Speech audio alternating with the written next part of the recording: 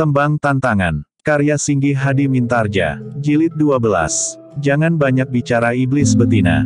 Seandainya kau lindungi lehermu dengan lapisan baja sekalipun, aku akan mengoyaknya. Yimina tidak menjawab lagi. Ia pun kemudian bergeser selangkah maju. Alap-alap itulah yang meloncat menyerangnya dengan garangnya.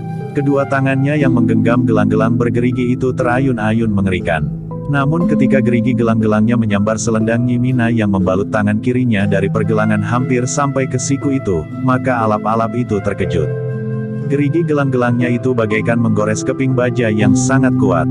Alap-alap itu terkejut. Ia baru menyadari bahwa selendang itu tentu bukan selendang kebanyakan.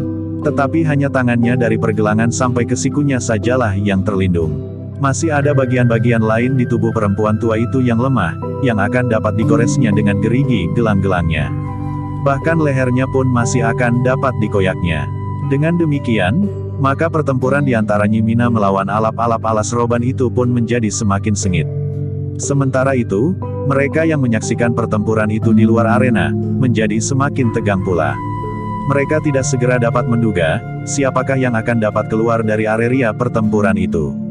Namun agaknya mereka telah benar-benar bertempur antara hidup dan mati. Senjata yang berbahaya itu sudah mulai ikut berbicara, sehingga mendekatkan mereka yang bertempur itu kepada kematian. Tetapi siapakah yang akan mati itulah yang masih belum dapat diduga-duga. Agaknya mereka semuanya itu mempunyai kesempatan yang sama. Mereka masing-masing dapat memenangkan pertempuran itu, tetapi mereka pun dapat terlempar dan mati terbaring di halaman kedar itu. Namun kemudian ternyata bahwa Yimina itu telah membuat lawannya menjadi semakin gelisah. Selendangnya yang dibalutnya pada tangannya itu mampu menahan tajamnya gerigi gelang-gelang di kedua tangan alap-alap alas roban. Sementara itu, Yimina yang juga sudah tergores pula, bahkan di dadanya, meskipun hanya goresan yang tipis, namun bajunya lah yang terkoyak panjang menyilang. Namun meskipun lukanya hanya tipis di kulitnya, tetapi darahnya telah mulai menodai bajunya yang terkoyak itu. Kemarahan Yimina pun bagaikan membakar ubun-ubunnya. Tetapi seperti Yimina masih belum berniat melumatkan lawannya dengan ilmu pamungkasnya. Karena itu, untuk melawan gerigi tajam pada gelang-gelang di kedua tangan alap-alap itu, maka Yimina telah mengurai ikat kepalanya, sehingga rambutnya yang sudah ubanan itu tergerai menyentuh bahunya. Seperti selendang Yimina, maka ikat kepala Yimina itu bukan ikat kepala kebanyakan. Ketika gerigi tajam pada gelang-gelang alap-alap alas kobar itu menyentuhnya, ikat kepala yang dibalutkan pada tangan Yimina sebagaimana selendang Yimina tuh, sama sekali tidak menjadi cacat apalagi terkoyak, selembar benangnya pun tidak ada yang putus. Dengan demikian maka alap-alap alas roban itu menjadi semakin gelisah.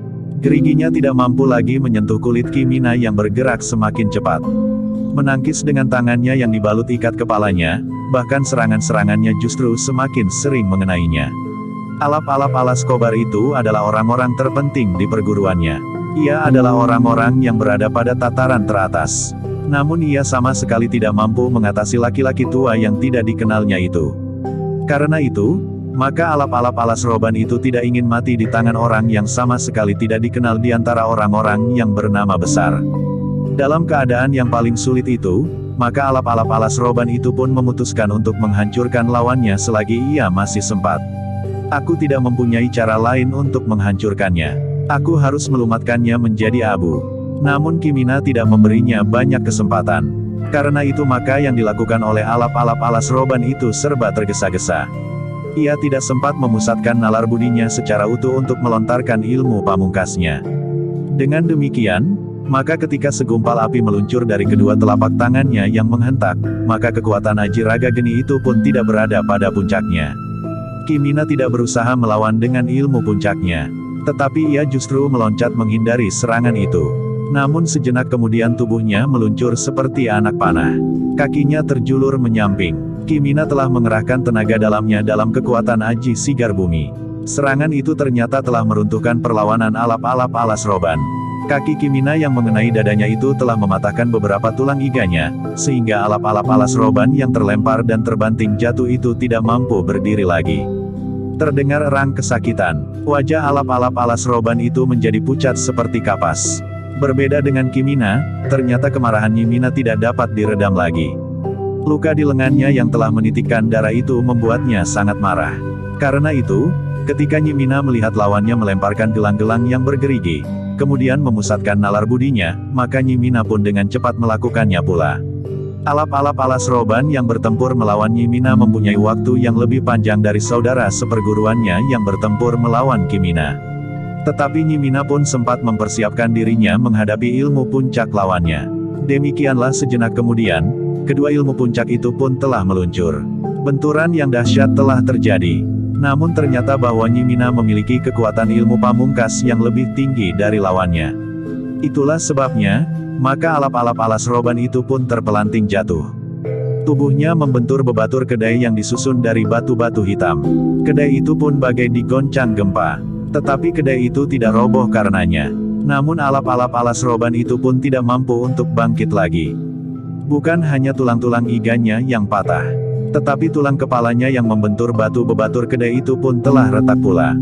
Lebih dari itu, maka benturan kedua ilmu yang tinggi itu ternyata tidak teratasi oleh ketahanan tubuh alap-alap alas roban, sehingga bagian dalam tubuhnya seakan-akan telah terbakar hangus. Ternyata bahwa alap-alap alas roban yang bertempur melawan Nyi Mina itu telah kehilangan segala kesempatannya. Nyi Mina berdiri termangu-mangu. Wajahnya menjadi sangat tegang. Dipandanginya tubuh yang terbaring diam itu. Ki Mina pun kemudian melangkah mendekatinya. Dengan lembut Ki Mina itu pun berkata, "Bukan salahmu Nyi. Aku telah membunuhnya, Kakang." Dalam keadaan yang tersudut, maka kemungkinan itu akan dilakukan oleh setiap orang. Aku pun akan berbuat serupa pula. Kakang tidak membunuh lawan Kakang. Aku masih mempunyai pilihan, Nyi. Sedangkan kau tidak lagi. Nyi Mina termangu-mangu sejenak. Ia pun kemudian melangkah mendekati murid-murid dari perguruan Tapak Mega. Kami dapat membuat kalian mendapatkan kesulitan. Dengan terpaksa aku telah membunuh orang dari perguruan Alas Roban, justru pada saat perguruan itu mempunyai persoalan dengan kalian, murid-murid perguruan Tapak Mega. Bukan salah Nyai. Justru kami harus berterima kasih kepada Nyai dan Kiai yang telah menolong kami. Berkata Ki Mina, persoalan ini harus segera diketahui oleh para pemimpin dari perguruan Tapak Mega. Maksudku, Ki Rina-Rina. Bukankah perguruan Tapak Mega masih dipimpin oleh Ki Rina-Rina? Ya, Kiai. Kiai kenal dengan guru. Ya, siapakah Kiai dan Nyai sebenarnya? Petik 2. Ki Mina menarik nafas panjang. Ketika ia berpaling kepada orang-orang dari Alas Roban, maka dilihatnya nyala api di mata mereka. Bahkan orang yang tulang-tulang iganya dipatahkannya itu seakan-akan ingin meloncat menerkamnya dan menelannya bulat-bulat. Karena itu, maka katanya, pada saatnya kau akan mengerti. Kapan-kapan aku akan menemui gurumu, Ki Rina-Rina. Tetapi sebelumnya Ki Rina-Rina harus tahu, bahwa kau mempunyai persoalan dengan orang-orang dari perguruan Alas Roban, sehingga dengan demikian, maka kau akan mendapatkan perlindungan. Aku yakin, bahwa orang-orang yang memakai gelar alap-alap Alas Roban harus berpikir 10 kali untuk memusuhi Ki Rina-Rina dari pinggir kali Bagawanta itu. Raden Mas Wiraga menarik nafas panjang. Namun ia pun masih harus menyeringai menahan nyeri di bagian dalam dadanya.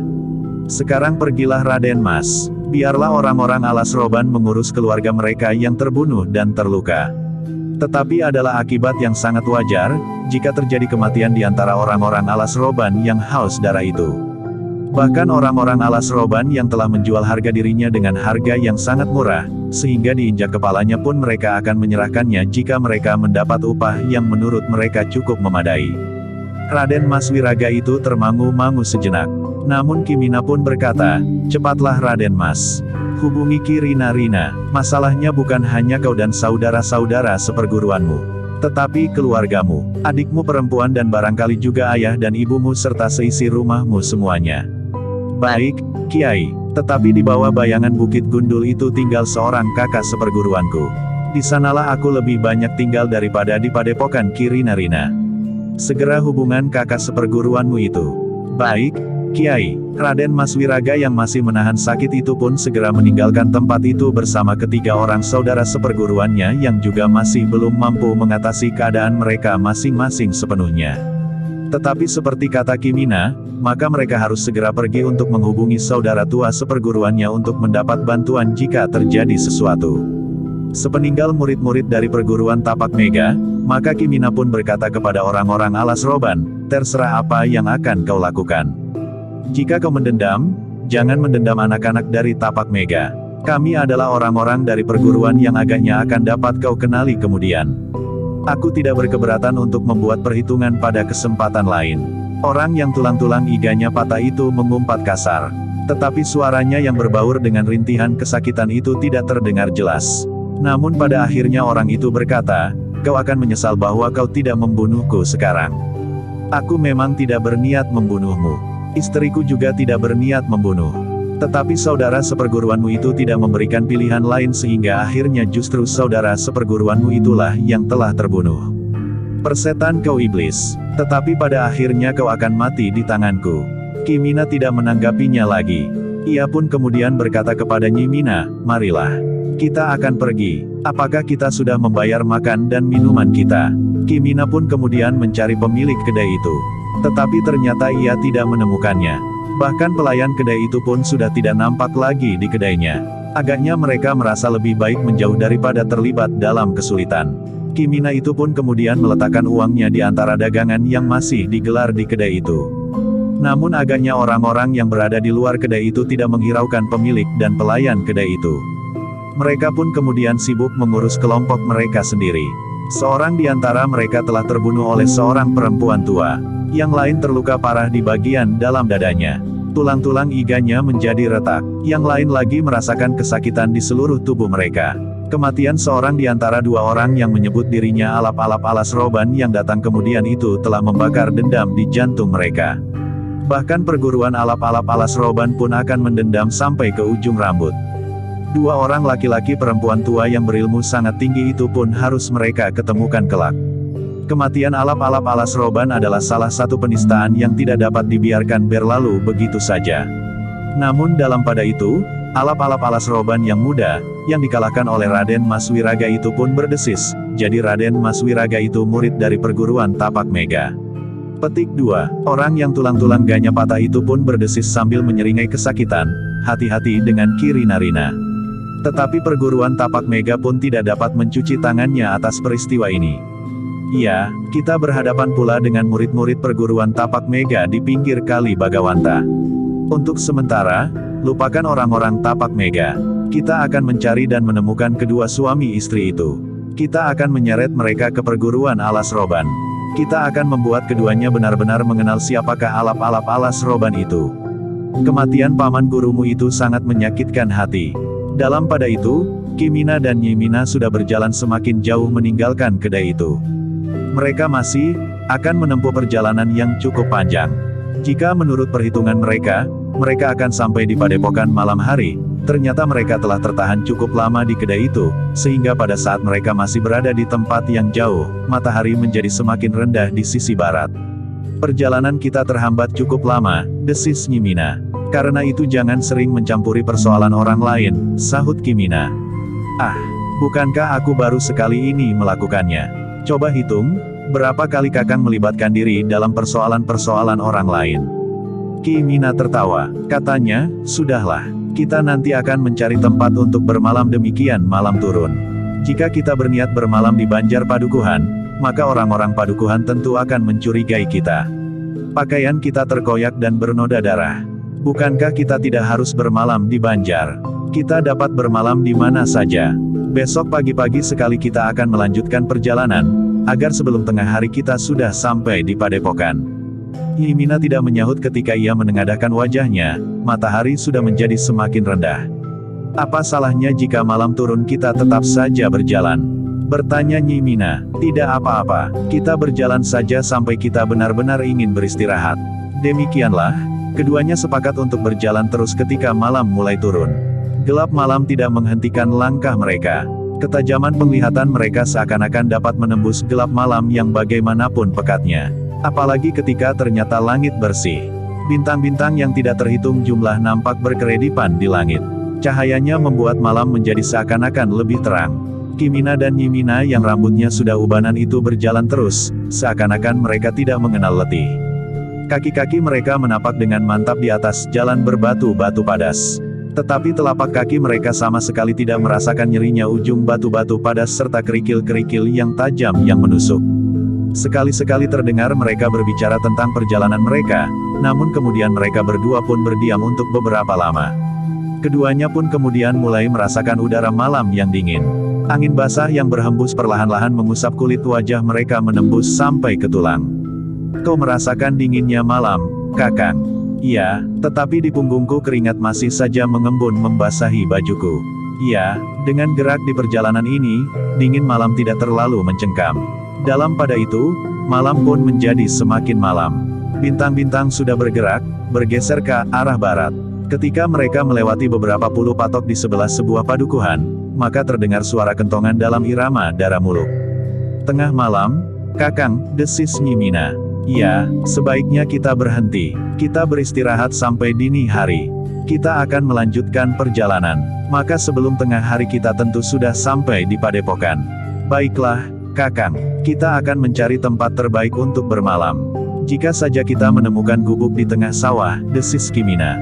Keduanya pun berjalan semakin lambat sambil memandang keluasnya bulak di depan mata mereka. Jika saja mereka menemukan sebuah gubuk untuk meletakkan tubuh mereka sampai dini. Namun mereka tidak menemukan gubuk di tengah-tengah bulak itu, sehingga akhirnya mereka berjalan mendekati sebuah padukuhan yang terhitung besar.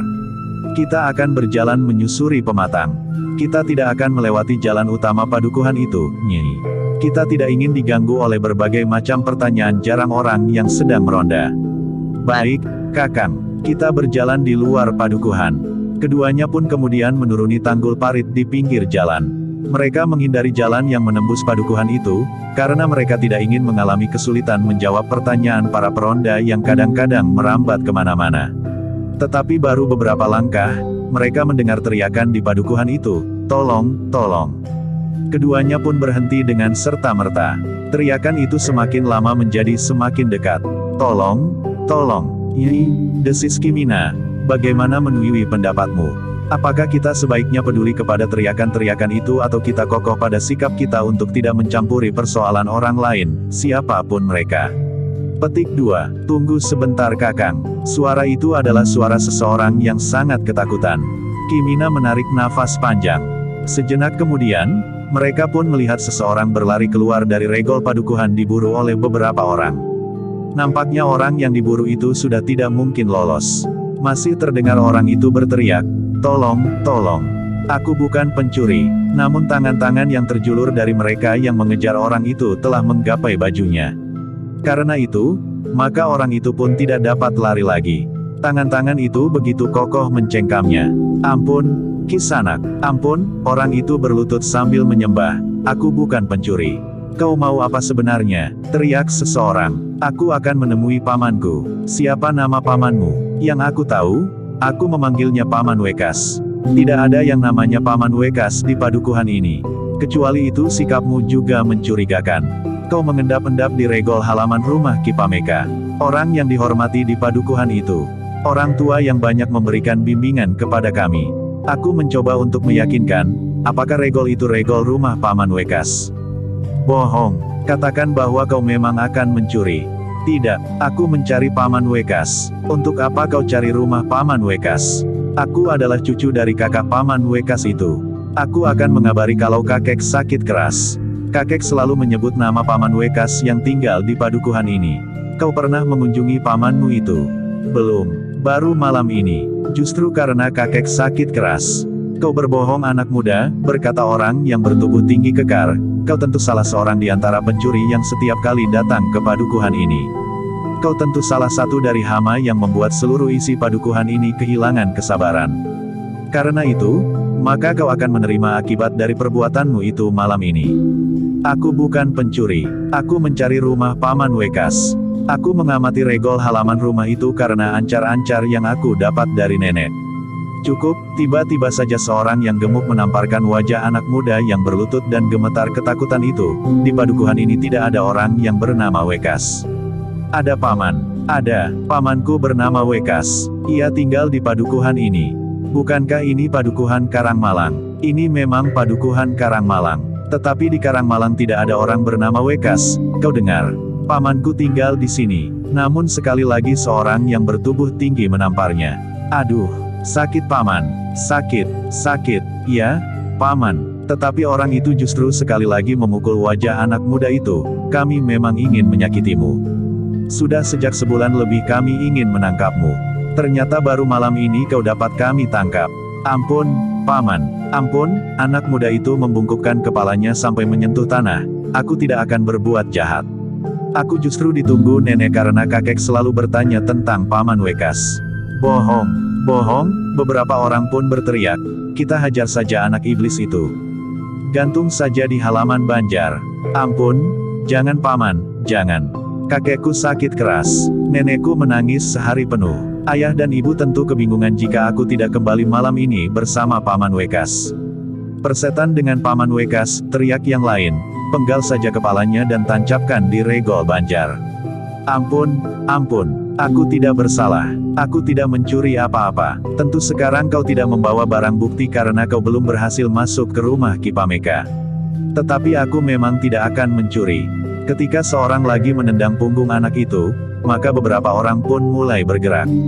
Namun dalam pada itu, terdengar suara tertawa. Tidak terlalu keras, tetapi getar suaranya bagaikan mengguncang setiap dada. Orang-orang padukuhan Karangmalang itu pun bergeser surut beberapa langkah. Mereka mencoba menutup telinga mereka dengan telapak tangan mereka. Namun suara tertawa itu pun segera berhenti. Dua orang laki-laki dan perempuan melangkah mendekat anak muda yang masih berlutut itu. Siapa namamu, Ger? Bertanya Nyi Mina. Anak muda itu mengangkat wajahnya. Dalam keremangan malam ia melihat wajah seorang perempuan. Namun tidak begitu jelas. Namaku Raina, Nyai. Nama yang bagus. Kau lahir di siang hari. Ya, Nyai. Raina, apakah kau akan mencuri? Tidak, Nyai. Tidak, aku sama sekali tidak akan mencuri. Ayah dan ibu selalu menasehati agar aku tidak berbuat jahat. Ki Mina lah yang kemudian berdiri menghadapi orang-orang padukuhan itu. Katanya, nah kalian dengar. Anak itu tidak akan mencuri. Tentu ia tidak akan mengaku. Tidak ada pencuri begitu saja mengakui perbuatannya. Baru setelah tulangnya patah-patah, ia akan mengaku. Itukah yang selalu kalian lakukan? Memaksa seseorang mengakui perbuatannya dengan cara seperti itu. Bahkan orang yang tidak bersalah sama sekali kalian paksa untuk mengaku melakukan kesalahan dan bahkan kejahatan. Petik 2. Orang-orang itu terdiam. Cara yang sangat buruk. Mungkin kalian dapat memaksa seseorang mengaku melakukan kejahatan yang tidak pernah dilakukannya. Dengan demikian seolah-olah kalian telah berhasil menangkap seorang penjahat, tetapi dengan demikian, maka kalian telah berdiri bertolak pinggang sambil menepuk dada atas kemenangannya yang sebenarnya tidak pernah kalian dapatkan. Karena apa yang kalian lakukan itu tidak akan dapat merubah kebenaran, bahwa orang yang tidak bersalah dan kalian paksa untuk mengaku bersalah itu, tetap seorang yang tidak bersalah. Orang-orang itu masih saja berdiri termangu-mangu. Namun seorang di antara mereka pun kemudian berteriak, omong kosong. Siapakah kalian berdua sebenarnya? Apa hubungan kalian dengan anak ini sehingga kalian membelanya? Atau barangkali anak ini adalah alat kalian untuk mengetahui siapakah yang pantas kalian datangi malam ini? Ya, tentu kalianlah pencuri yang sebenarnya. Anak itu tentu sekedar kau pakai sebagai alat untuk mengetahui sasaran yang akan kau datangi. Aku hanyalah orang lewat. Aku hanya ingin memperingatkan agar kalian tidak terbiasa untuk memaksa orang mengakui perbuatan yang tidak pernah dilakukannya dengan kekerasan. Seseorang yang tidak tahan menderita kesakitan, tentu akan mengaku sebagaimana kalian inginkan meskipun ia tidak pernah melakukannya. Cukup, serahkan anak itu kepada kami, atau kalian berdua akan terlibat dalam persoalan ini karena anak ini memang anakmu atau cucumu atau siapa saja yang menjadi kaki yang semu. Dengan demikian, maka kalianlah pencuri yang sebenarnya, yang setiap kali mengganggu ketenangan padukuhan kami. Jangan menjadi mata gelap, sebaiknya kalian bertanya lebih jelas, anak ini tinggal di mana dan lebih baik kalian antarkan anak ini mencari adik kakeknya yang sedang sakit itu. Cukup, bentak orang yang bertubuh tinggi. Kalian bertiga akan kami tangkap dan kami seret ke Banjar Padukuhan. Biarlah rakyat padukuhan ini yang menentukan, hukuman apakah yang pantas kami berikan kepada kalian bertiga. Jangan menjadi terlalu buas. Aku mengerti, bahwa pencurian-pencurian yang sering terjadi di padukuhan ini membuat kalian menjadi sangat marah dan benci kepada pencuri itu. Tetapi itu bukan alasan untuk menuduh siapa saja yang kalian temui di malam hari sebagai pencuri itu. Cukup, teriak yang gemuk, tangkap mereka dan paksa mereka pergi ke halaman Banjar. Kita akan sama-sama menentukan hukuman bagi mereka. Kenapa harus ke Banjar? Bukankah kita dapat menghukum mereka di sini? Jika Ki Bekel mengetahui bahwa kita menangkap pencuri, maka Ki Bekel tentu akan mencegah kita untuk menghukum mereka. Kau benar, kita tidak usah membawa ke Banjar. Kita tidak usaha melapor kepada Ki Bekel. Kita hakimi saja orang-orang itu sekarang. Kisanak semuanya, berkata Kimina, jangan berkata seperti itu. Jangan terbiasa menghakimi sendiri, meskipun seandainya terhadap orang yang bersalah sekalipun. Apalagi terhadap orang yang tidak bersalah. Jangan dengarkan, tangkap ketiga orang itu. Kita akan menghukum mereka. Kita tidak mau setiap kali padukuhan ini diganggu oleh pencuri. Ketika orang-orang itu bergerak, maka Kimina dan Nyimina pun telah bergeser pula menyebelah anak yang malang itu. Dengan lantang Kimina pun berkata, aku percaya kepada anak ini, bahwa ia tidak bersalah. Karena itu, maka apapun yang akan terjadi, kami akan melindunginya. Persetan, geram orang yang bertubuh kekar seperti seekor badak, aku akan mematahkan tulang-tulang tuamu yang sudah rapuh itu.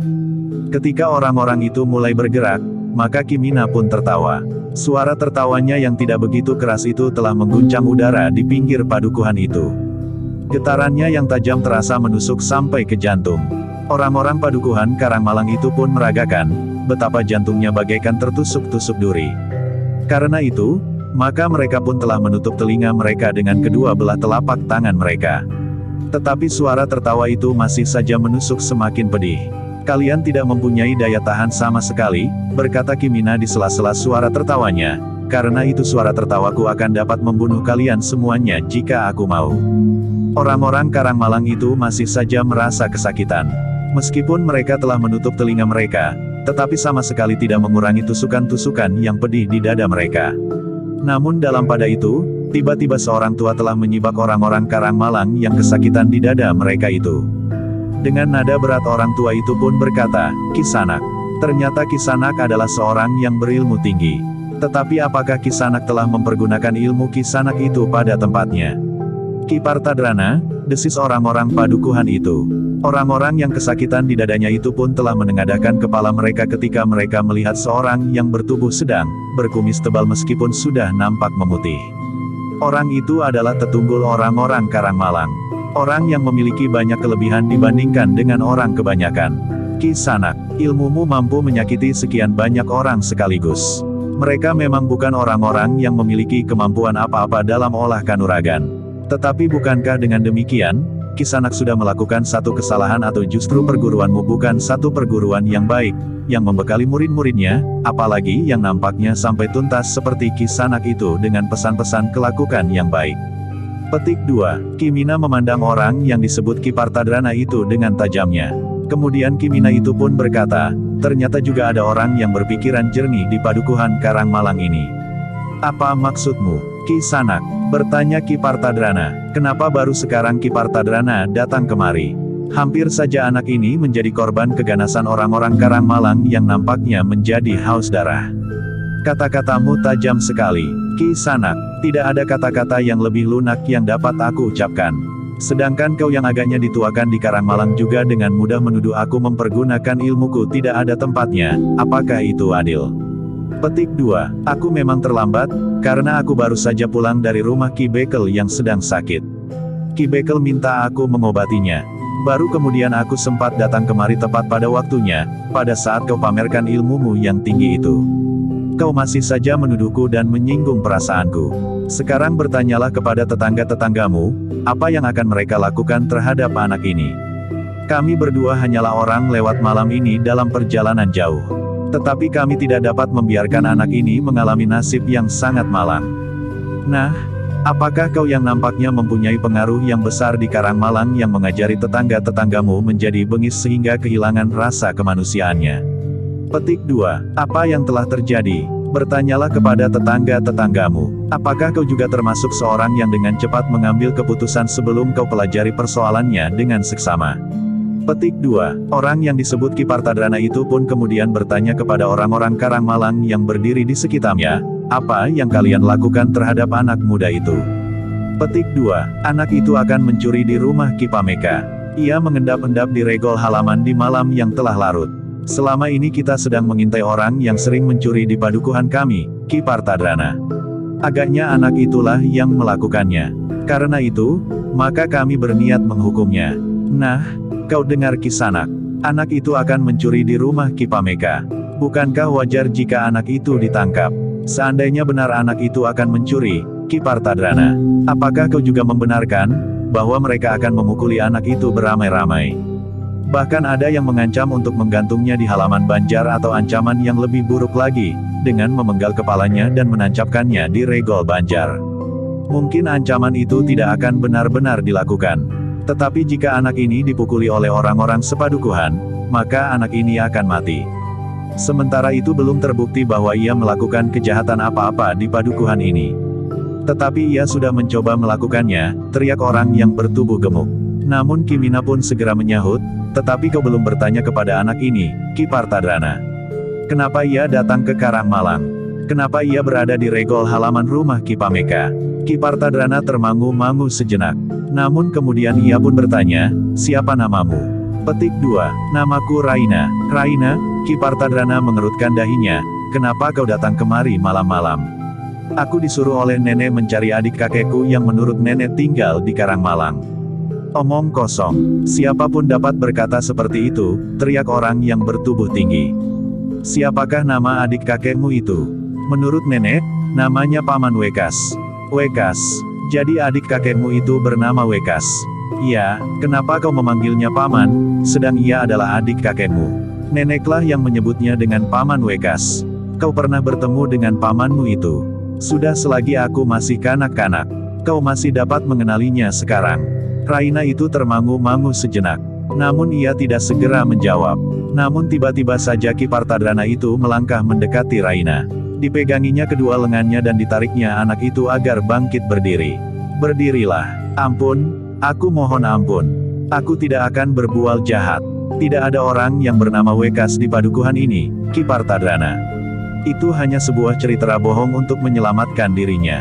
Tentu ia sudah mendapat berbagai macam petunjuk dari ayah dan ibunya itu. Namun Ki Partadrana itu pun kemudian melangkah mendekati Kimina dengan sikap yang jauh berbeda. Dengan kata-kata lembut orang itu berkata, Kisanak, aku mohon maaf. Aku telah melakukan kesalahan yang sangat besar. Seharusnya aku berterima kasih kepadamu, bahwa Kisanak sudah menyelamatkan cucuku.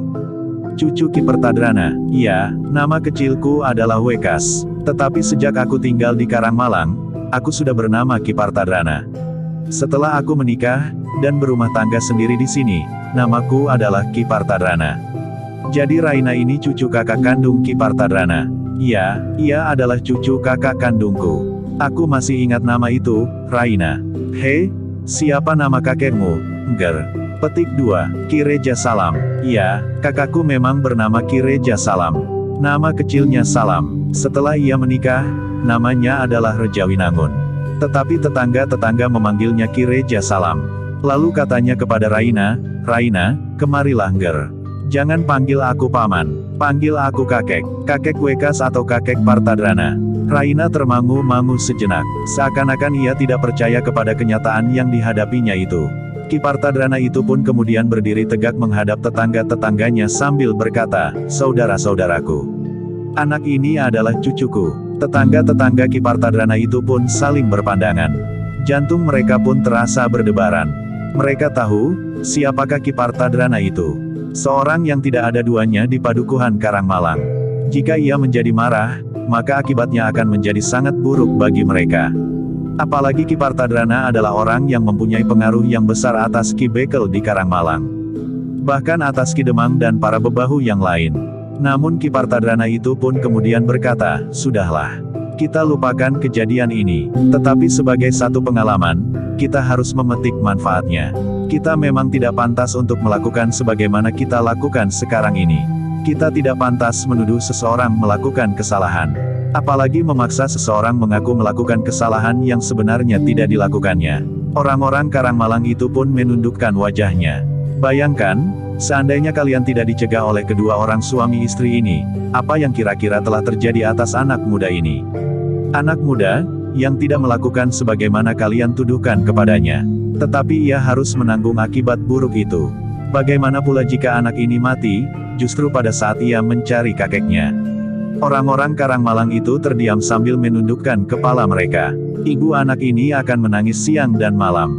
Ayahnya mungkin menjadi gila karenanya. Sedangkan neneknya yang menyuruhnya pergi mencari adik iparnya itu akan dibenahi perasaan bersalah sepanjang umurnya yang tersisa.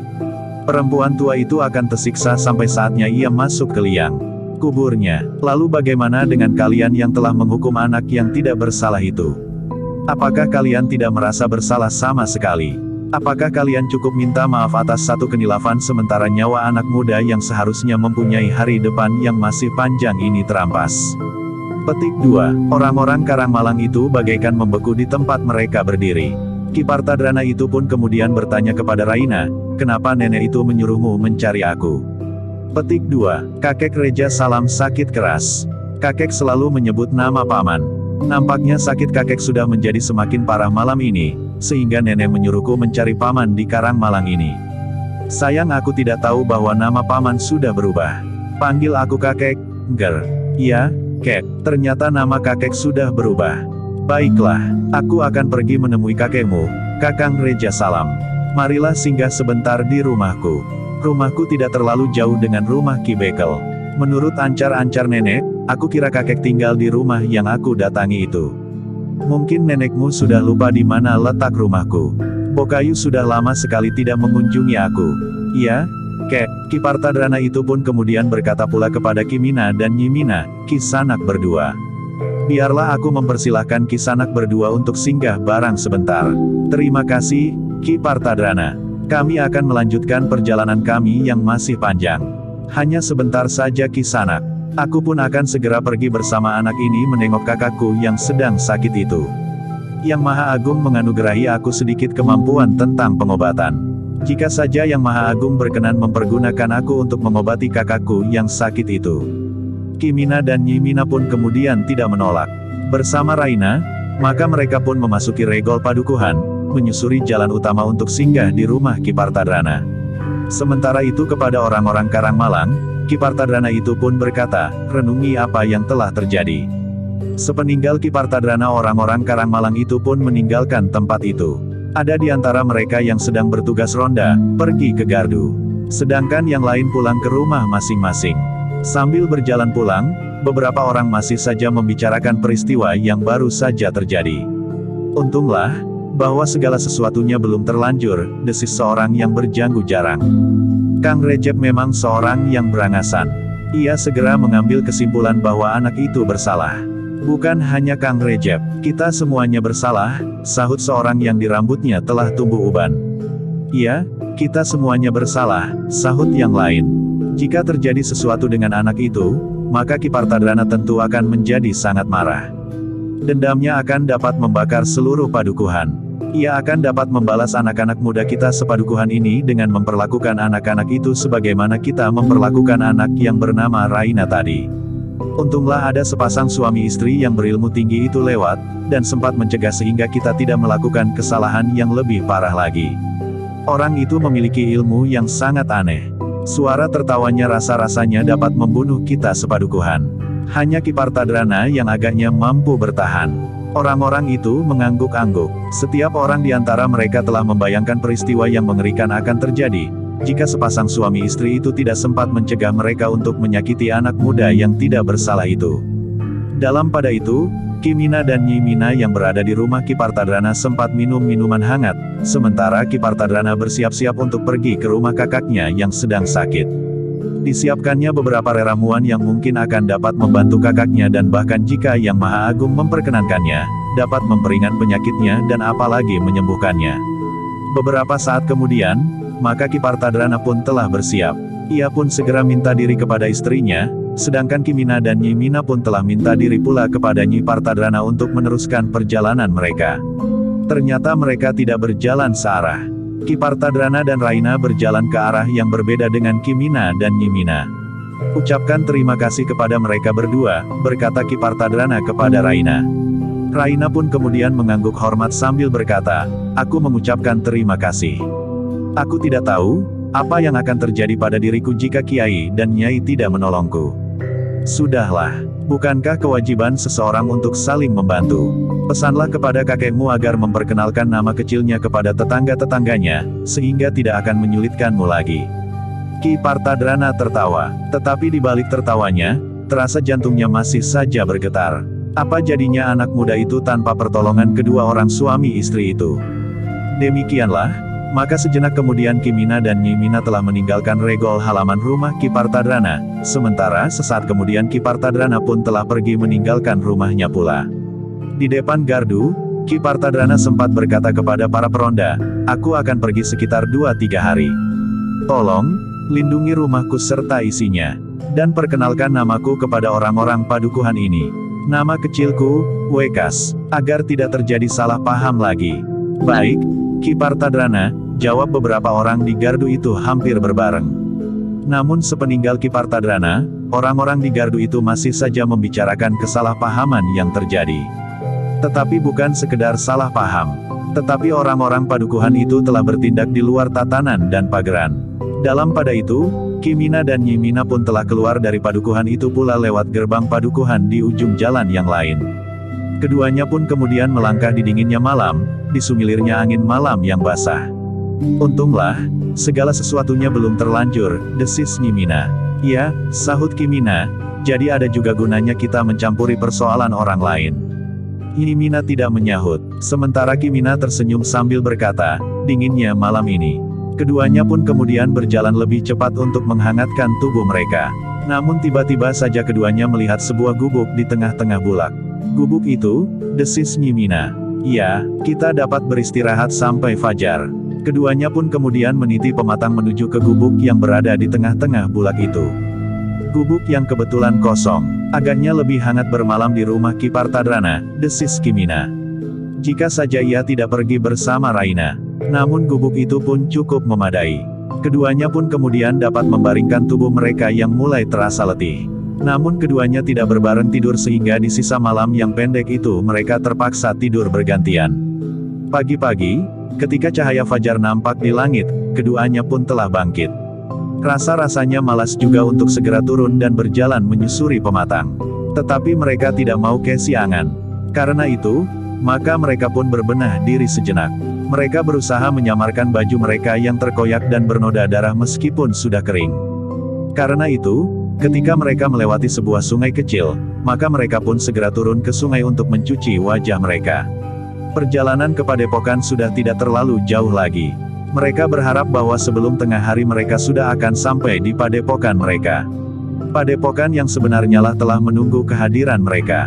Keduanya sudah terlalu lama pergi, melampaui waktu yang diperkirakan. Ketika matahari menjadi semakin tinggi, maka mereka pun telah berada di jalur jalan langsung menuju ke padepokan mereka.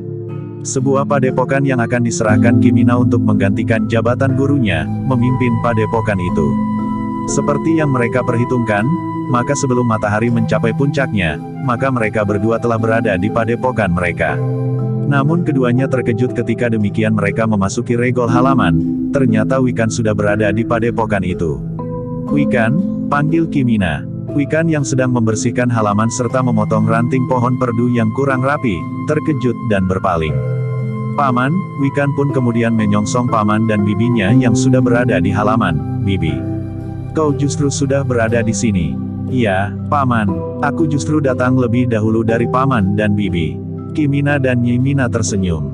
Namun sebelum mereka menjawab, Wikan telah lebih dahulu berkata, "Tentu banyak persoalan yang paman dan bibi temui di perjalanan. Sehingga paman dan bibi harus berhenti. Bahkan mungkin harus menunggu sehari 2 hari. Kita mempunyai kebiasaan yang sama, Wikan. Tetapi bukan sekedar kebiasaan. Tetapi kita membawa pesan-pesan yang sama dalam menjalani kehidupan." "Iya, paman, apalagi paman berjalan bersama bibi.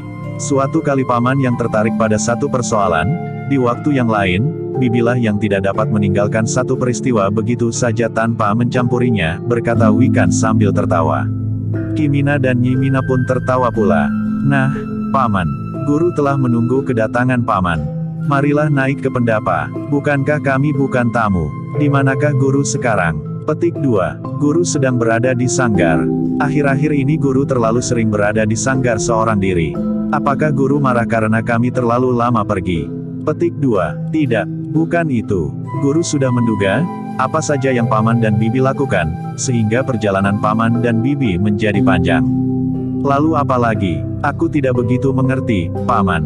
Karena itu, silahkan duduk saja lebih dahulu. biarlah aku menyampaikannya kepada guru bahwa paman dan bibi sudah datang. Marilah kita pergi saja ke sanggar.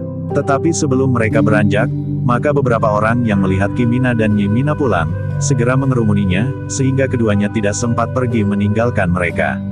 Kimina dan Nyimina terpaksa duduk di pendapa untuk menerima saudara-saudara seperguruannya yang mengerumuninya. Berganti-ganti saudara-saudara seperguruannya mengucapkan selamat datang kepadanya. Ki Parama, Ki Rantam dan Ki Windu pun telah hadir pula di pendapa. "Wikan," berkata Ki Parama, "katakan kepada guru, bahwa Kakang dan Bokayu Mina telah pulang. Di hari-hari terakhir, guru telah menunggu-nunggu." "Baik." Kakang Wikan pun kemudian beranjak dari tempat duduknya dan pergi ke sanggar. Ketika ia masuk ke dalam sanggar, Ki Margawasana duduk bersila beberapa langkah dari dinding justru menghadap ke dinding. Pada dinding itu terdapat sebuah lingkaran yang berwarna hitam. Di dalam lingkaran itu terdapat 5 lingkaran-lingkaran kecil yang berwarna putih. Wikan tertegun di pintu sanggar yang telah dibukanya dari luar. Ia sudah beberapa kali melihat gurunya melakukan sikap seperti itu. Ketika seleret cahaya masuk lewat pintu yang terbuka itu, gurunya pun bergeser dari tempatnya dan kemudian berpaling. "Wikan." "Ya, guru. Aku mohon maaf, bahwa aku telah mengganggu." "Ada apa?" "Paman dan bibi Mina telah datang." "Oh, di mana ia sekarang?" "Di pendapa, guru." "Baik, aku akan pergi ke pendapa." "Apakah paman dan bibi harus menghadap guru di sanggar?" "Tidak, biarlah aku yang pergi ke pendapa." "Bukankah saudara-saudaramu sudah menyambutnya?" Petik 2. "Ya, guru." "Baiklah, tunggu. Aku akan keluar bersamamu." Keduanya pun kemudian keluar dari sanggar yang remang-remang itu. Ki Margawasana berjalan diiringi oleh Wikan di belakangnya. Demikian Ki Margawasana keluar dari pintu peringgitan, maka Kimina dan Nyimina dan bahwa mereka yang berada di pendapa telah bangkit berdiri. Kimina dan Nyimina pun segera membungkuk hormat kepada gurunya yang tersenyum. "Selamat datang, Kimina dan Nyimina." "Selamat guru. Kami mohon maaf atas keterlambatan kami. Perjalanan kami menjadi terlalu lama." Ki Margawasana tertawa pendek, katanya, "Tetapi sekarang kalian sudah pulang dengan selamat." "Ya, guru. Hormat kami berdua kepada guru." "Terima kasih. Marilah, silahkan duduk." Kimina, Nyimina dan saudara-saudara seperguruan pun telah duduk pula. Demikian pula Ki Margawasana sendiri. "Jika kalian pulang lambat, tentu ada sebabnya," berkata Ki Margawasana kemudian. "Ya, guru. Di perjalanan kami, bahkan di rumah saudara kami, telah terjadi peristiwa yang rasa-rasanya telah memaksa kami untuk mencampurinya." Ki Margawasana itu pun mengangguk-angguk. Katanya, "Aku sudah menduga. Tetapi itu bukannya satu kesalahan. Kalian tentu tertarik untuk mencampuri peristiwa-peristiwa yang bertentangan dengan nurani kalian." "Ya, guru, aku mengerti.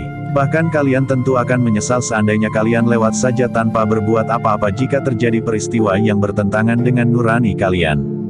"Ya, guru. Nah, ceritakan, bahwa kalian sudah menyelesaikan tugas kalian untuk menyelamatkan sanak keluarga kalian itu." "Sudah, guru. Kami sudah selesai. Sejak saat ini kami sudah dapat memusatkan perhatian kami kepada padepokan ini. Bahkan Wikan pun justru telah berada di sini pula." "Ya, ia justru datang lebih dahulu dari kalian. Kami belum bertanya kepadanya, bagaimana dengan ibunya yang sendiri." Ki Margawasana itu pun berpaling kepada Wikan sambil berkata, "Kau belum bercerita kepada pamanmu." Petik 2. "Belum, guru. Aku sempat. Begitu paman datang, maka paman langsung dikerumuni oleh saudara-saudara kami." Ki Margawasana tersenyum. Katanya, "Nah, katakan kepada pamanmu, bagaimana dengan ibumu?" "Paman, ternyata ibu memilih untuk sementara tinggal bersama Yuwuni. Suami Yuwuni akan mampu melindunginya, karena suami Yuwuni adalah seorang yang berilmu tinggi. Ia pun seorang yang sangat-sangat baik terhadap Yuwuni dan keluarganya. Bahkan yang beberapa saat yang lalu, ia bukan saja sangat baik, tetapi menurut pendapatku, ia justru seorang yang lemah. Tetapi bukankah sekarang telah berubah?" "Ya, Kakang telah berubah. Yuwuni pun telah berubah pula." Kimina menarik nafas panjang. Dalam pada itu, Ki Margawasana pun kemudian berkata, "Nah, kalian berdua bukan tamu di sini. Sekarang, beristirahatlah. Bilik kalian masih bilik kalian yang dahulu." "Terima kasih guru." Kimina dan Nyimina pun kemudian minta diri kepada saudara-saudara seperguruannya yang mengerumuninya. Mereka berdua ingin berbenah diri. pergi ke Pakiwan, berganti pakaian dan kemudian beristirahat. Namun demikian mereka turun dari pendapa, Nyi Mina langsung mencari Tanjung. Katanya, aku sudah sangat rindu kepada Tatak. Apakah ia masih sering menangis? Masih, Bibi, jawab Wikan. Ketika Nyi Mina menemukan Tatak, ia baru disuapi oleh ibunya. Namun langsung saja Nyi Mina seakan-akan merebut anak itu. Dipeluknya anak itu dalam gendongannya. Tidak puas-puasnya Nyi Mina menciumi anak yang kemudian meronta di tangannya. Seharusnya kau mandi dahulu, berkata Ki Mina, berganti pakaian dan baru kau sentuh anak itu. Tetapi Nyi Mina tidak mendengarkannya. Namun Tatak yang meronta karena nafasnya menjadi sesak dalam dekapan Nyi Mina itu pun tiba-tiba menangis. Tetapi Nyi Mina justru berkata, aku rindu sekali mendengar tangismu, Tatak. Seolah-olah aku mendengar tangis Raden Tutuka yang dilebur di kawah Candradimuka, yang direbus di panasnya kawah gunung serta dilempari dengan segala jenis senjata. Tetapi segala jenis senjata itu justru akan lebur menyatu dengan tubuhnya. Nyi Mina berhenti sejenak, yang terdengar adalah tangis Tatak yang meninggi, kau pun akan menjadi seperti Raden Tutuka. Ki Mina tertawa, katanya, sudah, berikan anak itu kepada ibunya. Dalam pada itu Wikan pun berkata, tangis anak itulah yang rasa-rasanya menjadi padepokan ini semakin membara. Ki Mina mengangguk-angguk, wajahnya bahkan nampak bersungguh-sungguh. Nyi Mina pun kemudian menyerahkan Tatak yang masih menangis kepada ibunya. Tetapi ia masih saja mencium sekali lagi sambil berkata, menangislah, menangislah. Tangismulah yang menjadikan padepokan ini semakin membara sepanas kawah Candradimuka. Tanjung menerima anaknya sambil tersenyum. Ia masih sempat berkata, selamat datang Paman dan Bibi. Kami baik-baik saja Tanjung, jawab Ki Mina. Bukankah anak itu tidak apa-apa selama ini? Tidak Paman, anak ini baik-baik saja. Nah, kami akan mandi dan berbenah diri, berkata Nyi Mina, nanti aku datang lagi untuk mengambilnya. Paman dan Bibi terlalu lama pergi, berkata Tanjung. Nyi Mina tertawa, katanya, kami singgah di setiap rumah sepanjang perjalanan kami. Bukan aku saja yang mengajaknya berhenti, sahut Ki Mina. Keduanya pun tertawa, Tanjung pun ikut tertawa pula. Demikianlah, maka sejak hari itu, Ki Mina dan Nyi Mina telah berada di padepokannya kembali. Justru seisi padepokan itu telah bersiap-siap untuk melakukan upacara penyerahan kepemimpinan padepokan itu dari Ki Margawasana kepada Ki Mina. Tidak ada seorang pun dari seisi padepokan yang mempersoalkan penyerahan itu atau bahkan tidak sependapat dengan keputusan Ki Margawasana. Semua orang justru berpengharapan karena semua orang sudah mengenal dengan baik Ki Mina dan Nyi Mina. Bahkan kemanakannya yang menjadi murid bungsu Ki Margawasana, Wikan. Namun jika kepemimpinan padepokan itu diserahkan kepada Ki Mina, maka padepokan itu akan dapat menerima murid-murid baru lagi meskipun sebagaimana kebiasaan Ki Margawasana, yang agaknya akan diikuti oleh Ki Mina, padepokan itu tidak terbiasa menerima murid terlalu banyak. Kebiasaan padepokan itu untuk setiap angkatan, hanya beberapa orang murid saja yang diterima lewat berbagai macam pendadaran. Bahkan kebiasaan Ki Margawasana adalah mendahulukan anak-anak muda yang tinggal tidak terlalu jauh dari padepokannya asal saja mereka juga mampu melampaui pendadaran sebagaimana disyaratkan. Pada hari yang ditentukan, maka di pagi-pagi sekali, semua penghuni padepokan itu sudah bersiap. Ki Mina pun telah bersiap pula untuk memasuki sebuah upacara sederhana yang akan dilakukan oleh seisi padepokan itu. Para murid padepokan itu telah berdiri di halaman padepokan sebelum matahari terbit. Ki Margawasana dibantu oleh Ki Parama, Ki Rantam dan Ki Windu telah memasang 5 buah lingkaran-lingkaran kecil yang disusun berurutan. Di luar kelima lingkaran itu terdapat sebuah lingkaran yang lebih besar. Pada saat bayangan sinar matahari sudah membayang di langit, maka Ki Margawasana pun berdiri menghadap kepada kelima lingkaran yang ditata berurutan itu. Di belakang Ki Margawasana berdiri Ki Mina yang akan menerima arus kepemimpinan itu. Demikian matahari terbit, Ki Margawasana yang berada di sebelah barat kelima lingkaran yang ditata berurutan membujur ke barat itu pun segera menempatkan dirinya. Dalam pada itu, di dadanya terdapat bayangan kelima lingkaran yang berjajar membujur ke barat itu. Namun demikian matahari terbit dan merambat naik, maka kelima lingkaran itu pun menjadi saling mendekat, sehingga akhirnya bayangan kelima lingkaran itu telah menumpuk menjadi satu.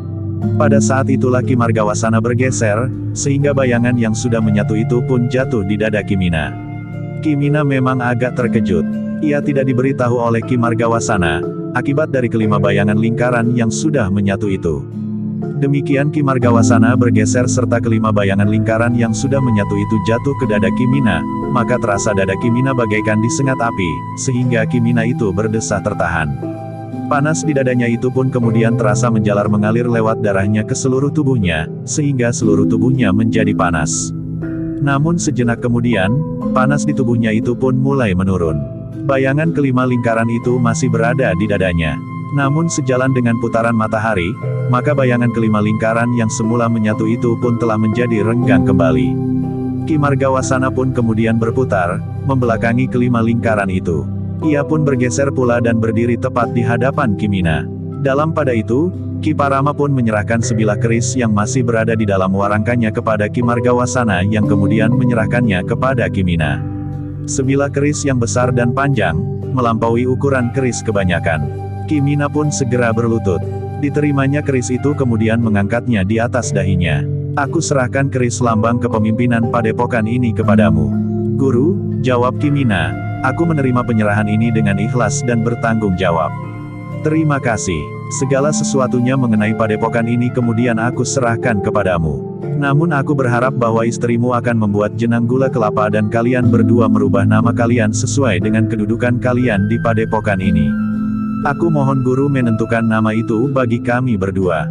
Jika kau tidak berkeberatan, aku ingin memanggilmu Ki dan Nyi Udiana. Guru, Kimina itu pun menunduk dalam-dalam, aku tidak pantas menerima anugerah nama itu. Udiana mempunyai arti yang jauh lebih indah dari apa yang nampak pada diriku dan istriku. Aku mengerti, Mina, tetapi aku berharap bahwa untuk selanjutnya padepokan ini pun dapat disebut padepokan Udiana yang dipimpin oleh Ki Udiana. Betapa beratnya aku dan istriku harus memikul nama itu, Guru. Aku yakin bahwa kau akan dapat mengusung beban itu. Nama itu akan menjadi cambuk bagimu dan bagi seisi padepokan ini, agar mereka tidak beranjak dari pesan-pesan yang pernah diberikan dan akan diberikan kepada mereka. Mudah-mudahan padepokan ini benar-benar menjadi petamanan yang asri dari segala macam bunga yang menyebarkan harumnya kehidupan yang ditandai dengan kasih sayang yang dirahmati oleh Tuhan yang Maha Pengasih dan Maha Penyayang. Menolong orang yang berada dalam kesulitan, melindungi mereka yang lemah serta berada dalam penindasan. Demikianlah, maka sejak hari penyerahan itu, maka Kimina resmi menjadi pemimpin padepokan itu. Seisi padepokan itu tidak lagi menyebutnya Kimina, tetapi mereka memanggil pemimpinnya yang baru dengan Ki Udiana. Karena seisi padepokan itu pada dasarnya adalah saudara seperguruan, maka mereka pun menyebut pemimpinnya yang baru itu dengan Kakang Udiana. Sedangkan padepokan itu pun telah disebut padepokan Udiana pula. Hari-hari pun berjalan seperti biasa. Kehidupan di padepokan Udiana itu pun tidak mengalami perubahan dengan serta-merta. Ki Udiana masih saja melakukan tugas-tugasnya sebagaimana Ki Margawasana. Seperti yang pernah dikatakannya, maka Ki Margawasana itu pun kemudian telah minta diri kepada Ki Udiana serta para penghuni padepokan itu untuk menyepi. Aku ingin lebih mendekatkan diri dengan Tuhan Yang Maha Pencipta, Udiana. Aku ingin berada di satu tempat yang memungkinkan aku menjalani laku sesuai dengan niatku itu. Guru akan pergi kemana? Aku akan pulang. Pulang kemana? Aku akan pulang ke Gebang. Tetapi aku akan tinggal di sebuah bukit kecil tidak jauh dari Gebang, Bukit Jatilamba. Di bukit itu terdapat sebuah goa yang terjadi karena gugusan air yang mengalir lewat batu-batu padas. Tetapi aku tidak akan tinggal di goa yang basah itu. Aku akan membuat sebuah gubuk kecil di bawah sebatang kayu jati yang tumbuh di atas bukit itu. Bukankah Gebang berada di sebelah barat Kali Bagawanta? Ya, guru akan mendekati padepokan Kirinarina. Tidak, aku tidak ingin mendekati Kirinarina. Tetapi aku memang memiliki tanah di Gebang, Bukit Jatilamba itu pun tanah peninggalan kakekku. Di bukit itu tumbuh sebatang kayu jati raksasa yang umurnya jauh lebih tua dari umur kakekku. Sedang jika kakekku masih hidup sekarang ini, umurnya sudah lebih dari 130 tahun. Orang memperkirakan umur pohon jati itu sudah lebih dari 200 tahun. Kenapa guru tidak tinggal di padepokan ini saja? Pada saat-saat tertentu aku akan datang ke padepokan ini. Sedangkan jika ada keperluan yang sangat penting, kau dapat memerintahkan 1 atau 2 orang cantrik menghubungi aku di seberang Kali Bagawanta itu. Ki Udiana dan seisi padepokan itu tidak dapat mencegahnya lagi. Ki Margawasana sudah memutuskan untuk benar-benar meninggalkan padepokannya dan pergi menyepi, mendekatkan diri dengan Tuhan Yang Maha Pencipta. Dalam hening, Ki Margawasana akan dapat melihat lebih tajam lagi ke dalam dirinya sendiri serta lingkungannya. Bukan berarti bahwa aku akan memisahkan dari kehidupan sesama, Udiana. Aku tentu akan sering berada di Gebang pula. Tetapi sebagian besar waktuku, aku akan berada di Bukit Jatilamba itu. Kapan guru akan berangkat? Besok lusa, sebelum matahari terbit, biarlah aku mengantarkan guru sampai ke tujuan. Ki Margawasana tertawa. Katanya, jangan menganggap aku seperti anak-anak. Kenapa harus diantar? Bukankah aku dapat berjalan sendiri? Bukan maksudku untuk melindungi guru. Tetapi dengan demikian, bukankah aku dapat melihat di mana guru tinggal? Aku akan tahu rumah guru di Gebang. Aku tahu di mana letak Bukit Jatilamba. Jika demikian, nalar juga pikiranmu itu, Udiana. Tetapi tentu tidak perlu kau sendiri yang harus pergi ke Bukit Jatilamba. Mungkin salah seorang atau dua orang cantrik. Kenapa aku tidak boleh menyertai perjalanan guru? Kau sekarang seorang pemimpin padepokan Udiana. Sudah bukan waktunya lagi kau berkeliaran kemana-mana. Tetapi sebaiknya bukan anak-anak yang mengantar guru. Biarlah Adi Parama dan Adi Rantam pergi menyertai guru. Dengan demikian, jika kami di padepokan ini mempunyai keperluan untuk menghadap guru, keduanya akan dapat melakukannya. Ki Margawasana tersenyum. Katanya, ternyata kau sangat berhati-hati Udiana. Tetapi itu baik bagimu dan bagi padepokan ini. Baiklah, besok lusa aku akan pergi bersama Parama dan Rantam ke Gebang. Biarlah aku panggil Adi Parama dan Adi Rantam. Baiklah, tetapi kau sendiri harus selalu berada di padepokan ini, Udiana. Mungkin pada satu saat kau benar-benar harus pergi. Tetapi tentu tidak akan terlalu lama. Mungkin ada persoalan-persoalan penting yang harus segera dipecahkan. Mungkin ada bahaya yang besar yang mengancam padepokan ini yang harus ditanggapi dengan cepat. Nah, jika kau tidak berada di padepokan, maka persoalannya akan berbeda dengan jika kau sendiri yang menanganinya. Ya, guru, aku mengerti. Nah, biarlah aku berbicara dengan Parama dan Rantam. Ki Udayana pun kemudian telah memanggil Parama dan Rantam serta Windu untuk datang menghadap gurunya. Beberapa saat kemudian, mereka berempat telah menghadap Ki Margawasana. Bahkan kemudian murid bungsunya pun telah dipanggilnya pula. Besok lusa aku akan meninggalkan padepokan ini, berkata Ki Margawasana. Aku akan berangkat pagi-pagi sekali. Murid-muridnya yang menghadap itu pun mendengarkannya dengan saksama. Udiana menginginkan agar ada di antara kalian yang pergi bersamaku. Menurut Udiana mereka yang akan pergi bersamaku itu tidak untuk melindungi aku di perjalanan, tetapi mereka yang pergi bersamaku akan dapat mengetahui tempat tinggalku di Gebang, di seberang Kali Bagawanta. Mereka pun akan melihat bukit kecil yang disebut Bukit Jatilamba. Di bukit itu aku akan menyepi, mendekatkan diri kepada Yang Maha Agung. Bukan berarti bahwa aku akan memisahkan diri dari kehidupan sesama, karena aku masih akan sering pulang ke Gebang dan bahkan aku juga akan sering mengunjungi padepokan ini. Tetapi pada saat-saat tertentu, di Jatilamba aku dapat dalam hening menjalani laku untuk semakin mendekatkan diriku pada Tuhan Yang Maha Pencipta. Murid-muridnya masih tetap mendengarkannya dengan sungguh-sungguh. Baru kemudian Ki Margawasana pun berkata, menurut pertimbangan Udiana, Parama dan Rantamlah yang akan pergi bersamaku, sementara Windu dan Wikan akan tetap berada di padepokan bersama Udiana. Parama dan Rantam mengangkat wajahnya sejenak. Namun sejenak kemudian mereka pun menunduk lagi. Dengan nada suara yang berat Parama pun berkata, kami akan mengemban tugas apapun yang dibebankan kepada kami. Baiklah Parama, bersiap-siaplah bersama Rantam. Kalian akan pergi bersamaku besok lusa ke Gebang dan kemudian ke Bukit Jatilamba. Baik, Guru, jawab keduanya hampir bersamaan. Sementara itu, Windu dan Wikan akan tetap berada di padepokan. Bersama para cantrik yang lain, kalian harus menjaga agar segala sesuatunya dapat berjalan dengan baik, meskipun Parama dan Rantam tidak ada di padepokan. Lakukan apa yang diperintahkan oleh Ki Udiana yang sekarang memegang pimpinan di padepokan ini, sehingga segala sesuatunya akan berlangsung sebagaimana seharusnya. Baik, Guru, jawab Windu dan Wikan berbareng. Demikianlah, pada hari-hari terakhir, Ki Margawasana masih sempat berbicara dengan murid-muridnya. Minta diri secara pribadi serta memberikan pesan-pesan terakhirnya. Ketika hari yang ditentukan itu tiba, maka seluruh murid perguruan Udiana yang kemudian dipimpin oleh Ki Udiana itu berkumpul di halaman. Ki Margawasana masih berbicara beberapa patah kata kepada mereka. Bukan satu perpisahan. Aku akan tetap sering datang kemari. Aku tidak dapat bersiah dengari padepokan ini. Ki Margawasana pun sempat minta diri kepada Nyi Udiana dan kepada Tanjung. Namun ketika Ki Margawasana itu menyentuh pipi Tatak, maka anak itu pun segera menangis sejadi-jadinya. Tidak biasanya begitu, desis Nyi Udiana. Tatak sudah kenal dengan baik dengan Ki Margawasana.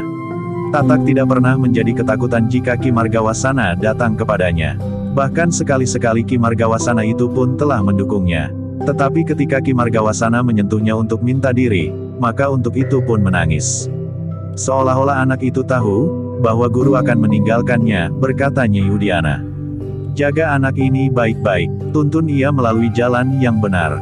Tangisnya adalah pertanda keperkasaannya. Karena itu, maka kelak ia harus berpijak pada jalan kebenaran yang berkiblat kepada kebenaran. Ya, Guru, mohon doa restu, agar kami dapat mengasuhnya sebagaimana seharusnya. Ki Margawasana mengangguk-angguk. Sementara itu Tanjung berusaha untuk menenangkan anaknya yang berada di gendongannya itu. Namun Tanjung tahu benar bahwa anak itu bukan anaknya. Tanjung tidak tahu, jenis benih seperti apa yang kemudian tumbuh menjadi bayi itu. Apakah benih itu pernah dinodai oleh sifat-sifat buruk seseorang? Tetapi bayi adalah kain putih. Segala sesuatu tergantung kepada mereka yang akan menggoreskan garis dan warna dan bahkan bentuk pada kain yang putih itu, berkata Tanjung di dalam hati. Meskipun demikian ada juga kecemasan Tanjung akan sifat dan jenis kain yang berwarna putih itu sendiri.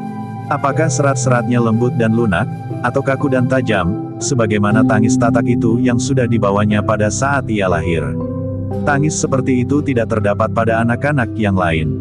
Semoga ramalan banyak orang itu benar, bahwa tangis Tatak adalah pertanda baik, asal ia diasuh dengan baik dan benar. Beban itulah yang harus diusung oleh Tanjung.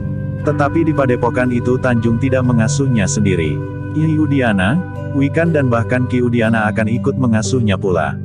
Bahkan para cantrik yang ada di padepokan itu, rasa-rasanya menaruh perhatian yang khusus kepada Tatak. Ketika langit menjadi semakin cerah, maka Ki Margawasana pun melangkah keluar dari gerbang padepokan diiringi oleh Parama dan Rantam. Sementara itu Ki Udiana, Nyai Udiana, Windu, Wikan serta Tanjung yang menggendong Tatak berdiri di pintu gerbang, sementara para cantrik yang lain menebar di luar gerbang, Mereka melepas guru mereka yang sudah bertahun-tahun menjadi pemimpin di padepokan itu. Ki Margawasana menolak untuk membawa seekor kuda. Ia lebih senang berjalan kaki saja. Sejak hari itu Ki Udiana pun sepenuhnya memimpin padepokan yang juga disebut Padepokan Udiana. Padepokan yang diharapkan menjadi sebuah taman kebaikan dengan bunganya yang beraneka. Bunga yang diharapkan akan dapat menebarkan bau harum ke segala penjuru. Bunga yang kehilangan harumnya, maka ia adalah wadak yang kehilangan rohnya, berkata Ki Udiana kepada para cantrik di padepokannya. Demikianlah dari hari ke hari, Ki Udiana berusaha untuk meningkatkan apa yang sudah ada di padepokannya. Tempat-tempat kerja dan tempat-tempat untuk berlatih. Yang terbuka maupun yang tertutup. Dalam pada itu, lewat sepekan, maka Ki Parama dan Ki Rantam pun sudah kembali. Mereka menceritakan tentang rumah peninggalan leluhur Ki Margawasana. Bahkan tanahnya yang luas, yang meliputi Bukit Jati Lamba, bukit kecil yang di alasnya tumbuh sebatang saja pohon jati raksasa yang sudah berumur sangat tua. Namun pohon jati itu masih nampak subur. Dahan-dahannya, ranting-rantingnya dan bahkan tangkai daun-daunnya nampak masih tetap kokoh bertumpu pada akarnya yang jauh menghunjam ke dalam bumi di atas bukit kecil itu. Tetapi di atas bukit itu tidak hanya terdapat sebatang pohon raksasa saja. Masih ada jenis pepohonan yang lain. Sebatang pohon preh, pohon cangkring tua serta pohon nyamplung sepasang. Bahkan ada beberapa pohon gayam yang berdiri berjajar di sebelah jalan setapak untuk naik ke puncak bukit kecil itu. Di kaki bukit itu terdapat sendang yang airnya sangat jernih. Mata airnya terhitung deras. Luapannya mengalir mengairi sawah berbahu-bahu di sekitar bukit kecil itu. Sebuah tempat yang sangat menarik, Kakang, berkata Ki Rantam, rasa-rasanya aku tidak ingin beranjak dari tempat itu. Tetapi guru memerintahkan aku segera kembali ke padepokan. Menarik sekali. Pada kesempatan yang lain, aku akan pergi ke Bukit Jati Lamba itu, sahut Wikan. Kelak aku akan mengantarkanmu, sahut Ki Rantam. Benar Kakang, aku akan menagih janji itu. Tentu saja jika Kakang Udiana mengizinkan. Ki Udiana tersenyum. Katanya, tentu aku akan mengizinkannya. Bahkan aku sendiri juga ingin melihat tempat yang tentu sangat asri itu. Ya, Kakang, Beberapa jenis tetumbuhan ada di atas bukit kecil itu. Namun guru tentu akan membersihkannya dan akan membuat sebuah gubuk kecil di bawah pohon jati raksasa itu. Kalian tidak membantunya. Guru memerintahkan kami kembali ke padepokan, sahut Ki Parama. Selebihnya, orang-orang Gebang ternyata bersikap sangat baik kepada guru. Mereka dengan sukarela akan membantu guru membangun rumah kecil itu. Mereka seakan-akan telah berhutang budi kepada guru. Air dari sendang di bawah kaki bukit itu, ternyata telah mengaliri sawah para petani yang tinggal di Gebang dan sekitarnya. Ki Udiana pun mengangguk-angguk. Katanya, baiklah, di bukit kecil itu guru membangun rumah kecilnya, sementara itu di sini kita akan membangun padepokan peninggalannya. Sebenarnya lah bahwa sebagaimana diharapkan para cantrik, keberadaan Ki Udiana di padepokan itu rasa-rasanya telah membawa kesegaran baru. Meskipun tidak dengan serta-merta dan tidak pula tergesa-gesa, Ki Udiana berusaha untuk melengkapi apa yang terasa kurang di padepokannya. Ki Udiana telah membangun sebuah sanggar yang sangat berbeda dengan sanggar yang telah ada. Sanggar itu memang tidak terlalu besar, tetapi bangunannya nampak kokoh. Tiang-tiangnya yang tinggi menompang atapnya yang terbuat dari ijuk. Wikan yang menganggap sanggar itu terlalu tinggi, bertanya kepada Ki Udiana, "Paman, apakah sanggar ini tidak terlalu tinggi dibanding dengan luasnya?" Petik 2. Sanggar ini memang harus tinggi, Wikan. Di dalam sanggar ini tidak akan ada isinya apa-apa selain sebuah amben kecil di tengah-tengahnya. Jika seseorang duduk di amben kecil itu, maka akan merasa betapa rendahnya ia, betapa kecilnya dan betapa tidak berharganya. Wikan menarik nafas dalam-dalam. Sambil mengangguk ia pun berdesis, "Aku mengerti Paman. Mudah-mudahan sanggar itu akan dapat memperingatkan orang yang ada di dalamnya untuk meredam kesombongannya. Jika dalam suasana yang hening seseorang merasa menghadap kepada Yang Maha Agung secara pribadi, maka ia akan menyadari, betapa ia tidak lebih dari sebutir debu di hadapannya." Wikan mengangguk-angguk. Sanggar yang satu itu adalah sanggar yang sangat khusus. Sedangkan sanggar-sanggar yang lain adalah bangunan yang penuh dengan segala macam peralatan untuk menempa diri dalam olah kanuragan. Tiang-tiang bambu yang berdiri tegak berjajar dengan ketinggian yang tidak sama. Tali temali yang bergayutan di palang-palang bambu yang melintang dekat dengan atap bangunan. Segala jenis senjata yang bergantungan serta alat-alat yang lain. Sedangkan di sanggar terbuka, terdapat ayunan. Beban tubuh dari kayu dan bahkan besi. Pasir dalam tempayan raksasa yang sering dipanasi. Batu-batu kerikil tajam balok-balok kayu. Tetapi suasananya menjadi sangat bertentangan dan bahkan bertolak belakang dengan suasana dalam sanggar yang satu itu. Harus ada keseimbangan, Wikan. Iya, Paman, Wikan itu pun mengangguk-angguk. Demikian sanggar itu siap, maka Ki Udiana pun telah memperkenalkan sanggar yang satu itu kepada para cantrik. Mengenal wujud dan kegunaannya, menembus ke kesadaran akan arti keseimbangan dalam kehidupan antara yang lahiriah dan yang batiniah. Aku berharap agar kalian mengenal dan siap untuk mempergunakan sanggar yang satu ini sebagaimana kalian mempergunakan sanggar-sanggar yang lain. Yang tertutup maupun yang terbuka. Ternyata bahwa pernyataan Ki Udiana itu mendapat tanggapan dari para cantrik di padepokan itu. Hampir setiap saat, sanggar itu pun berisi hanya satu orang, bergantian. Dalam pada itu, kehidupan di padepokan itu pun kian menjadi cerah. Para cantrik semakin menekuni kerja mereka. Berlatih, bekerja di berbagai bidang tugas. Yang menggarap sawah, yang berternak, yang memelihara ikan di kolam-kolam, mereka yang bekerja sebagai pandai besi, sebagai undagi yang memelihara bangunan-bangunan di padepokan serta berbagai kerja yang lain, semakin mendalami tugas mereka masing-masing. Dalam pada itu, maka Ki Udiana pun mulai melaksanakan pesan gurunya, untuk memperluas padepokannya. Jika Wikan adalah murid yang bungsu, itu adalah murid Ki Margawasana. Tetapi bukan murid bungsu dari padepokan Udiana. Karena itu, maka Ki Udiana pun mulai menerima lagi beberapa orang untuk berguru di padepokannya.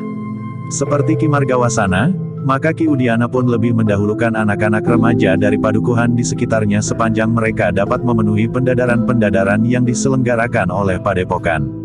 Ada 10 orang remaja yang memenuhi syarat, "Kakang," berkata Ki Windu kepada Ki Udiana. "Bagus, itu sudah cukup. Dari mana sajakah mereka?" 9 orang berasal dari 4 padukuhan di sekitar padepokan kita. Sedangkan seorang berasal dari Kademangan Panjatan. Panjatan juga tidak terlalu jauh dari padepokan ini. Baiklah, apakah mereka semua sudah berada di padepokan? Petik 2. Sudah Kakang. Mereka masih akan berada di padepokan 2 hari lagi. Selanjutnya, seperti biasanya mereka dapat pulang untuk waktu sepekan. Mereka perlu memberitahukan kepada orang untuk waktu sepekan. Mereka perlu memberitahukan kepada orang tua mereka, bahwa mereka diterima dan selanjutnya akan tinggal di padepokan ini. Baik, nanti sore aku akan bertemu dengan mereka. Demikianlah, maka kehidupan di padepokan Udiana itu menjadi semakin ramai. Sementara di padepokan itu pun secara khusus telah diterima pula beberapa orang menteri. Gadis-gadis remaja yang terpilih lewat pendadaran-pendadaran khusus pun telah mulai mengisi padepokan Udiana itu. Nyi Udiana lah yang bertanggung jawab atas para gadis remaja yang telah menyatakan diri menjadi menteri di padepokan Udiana itu. Sementara itu, hubungan antara Wikan dan Tatak pun menjadi semakin akrab. Anak itu sudah tidak segan-segan lagi mengulurkan tangannya kepada Wikan. Sedangkan Wikan pun sudah tidak canggung lagi untuk menggendongnya. Namun bukan saja Wikan dan Tatak yang menjadi semakin akrab, tetapi rasa-rasanya ada keterpautan perasaan antara Wikan dan Tanjung. Nyi Udiana bahkan sangat berharap bahwa keduanya akan dapat menjadi pasangan yang serasi, meskipun Tanjung adalah seorang janda. Tetapi perpisahannya dengan suaminya yang pertama, yang belum terlalu lama menikah, bukan karena perceraian. Tetapi karena suami Tanjung itu meninggal dunia. Namun yang agak mengherankan bagi Wikan adalah keinginan Tanjung untuk ikut berlatih olah kanuragan. Kenapa kau tertarik Tanjung? Aku ingin anakku kelak juga memiliki sedikit ilmu olah kanuragan. Bukankah tidak harus kau sendiri yang membimbingnya? Benar, Kakang. Tetapi jika aku serba sedikit mengetahuinya, maka aku tidak akan asing dengan sikap Tatak kemudian. Baiklah Tanjung, aku akan berkata kepada Bibi. Jika Bibi setuju, maka aku pun tidak berkeberatan. Tetapi bukankah di sini sekarang juga ada beberapa orang menteri? Petik 2. Ya, bahkan Paman Udiana setuju jika Kakang Parama, Kakang Rantam dan mereka yang sudah berkeluarga, membawa istri mereka masing-masing ke padepokan ini, sehingga mereka tidak perlu pada waktu-waktu tertentu pulang ke kampung halaman mereka. Bagaimana dengan Ki Windu? Kakang Windu masih belum berkeluarga. Tetapi ia sudah dipertunangkan dengan sepupunya sendiri. Tanjung mengangguk-angguk. Tolong Kakang, katanya kemudian, aku mohon kepada Bibi. Baik, aku akan berkata kepada Bibi, bahwa kau ingin serba sedikit memiliki kemampuan olah kanuragan.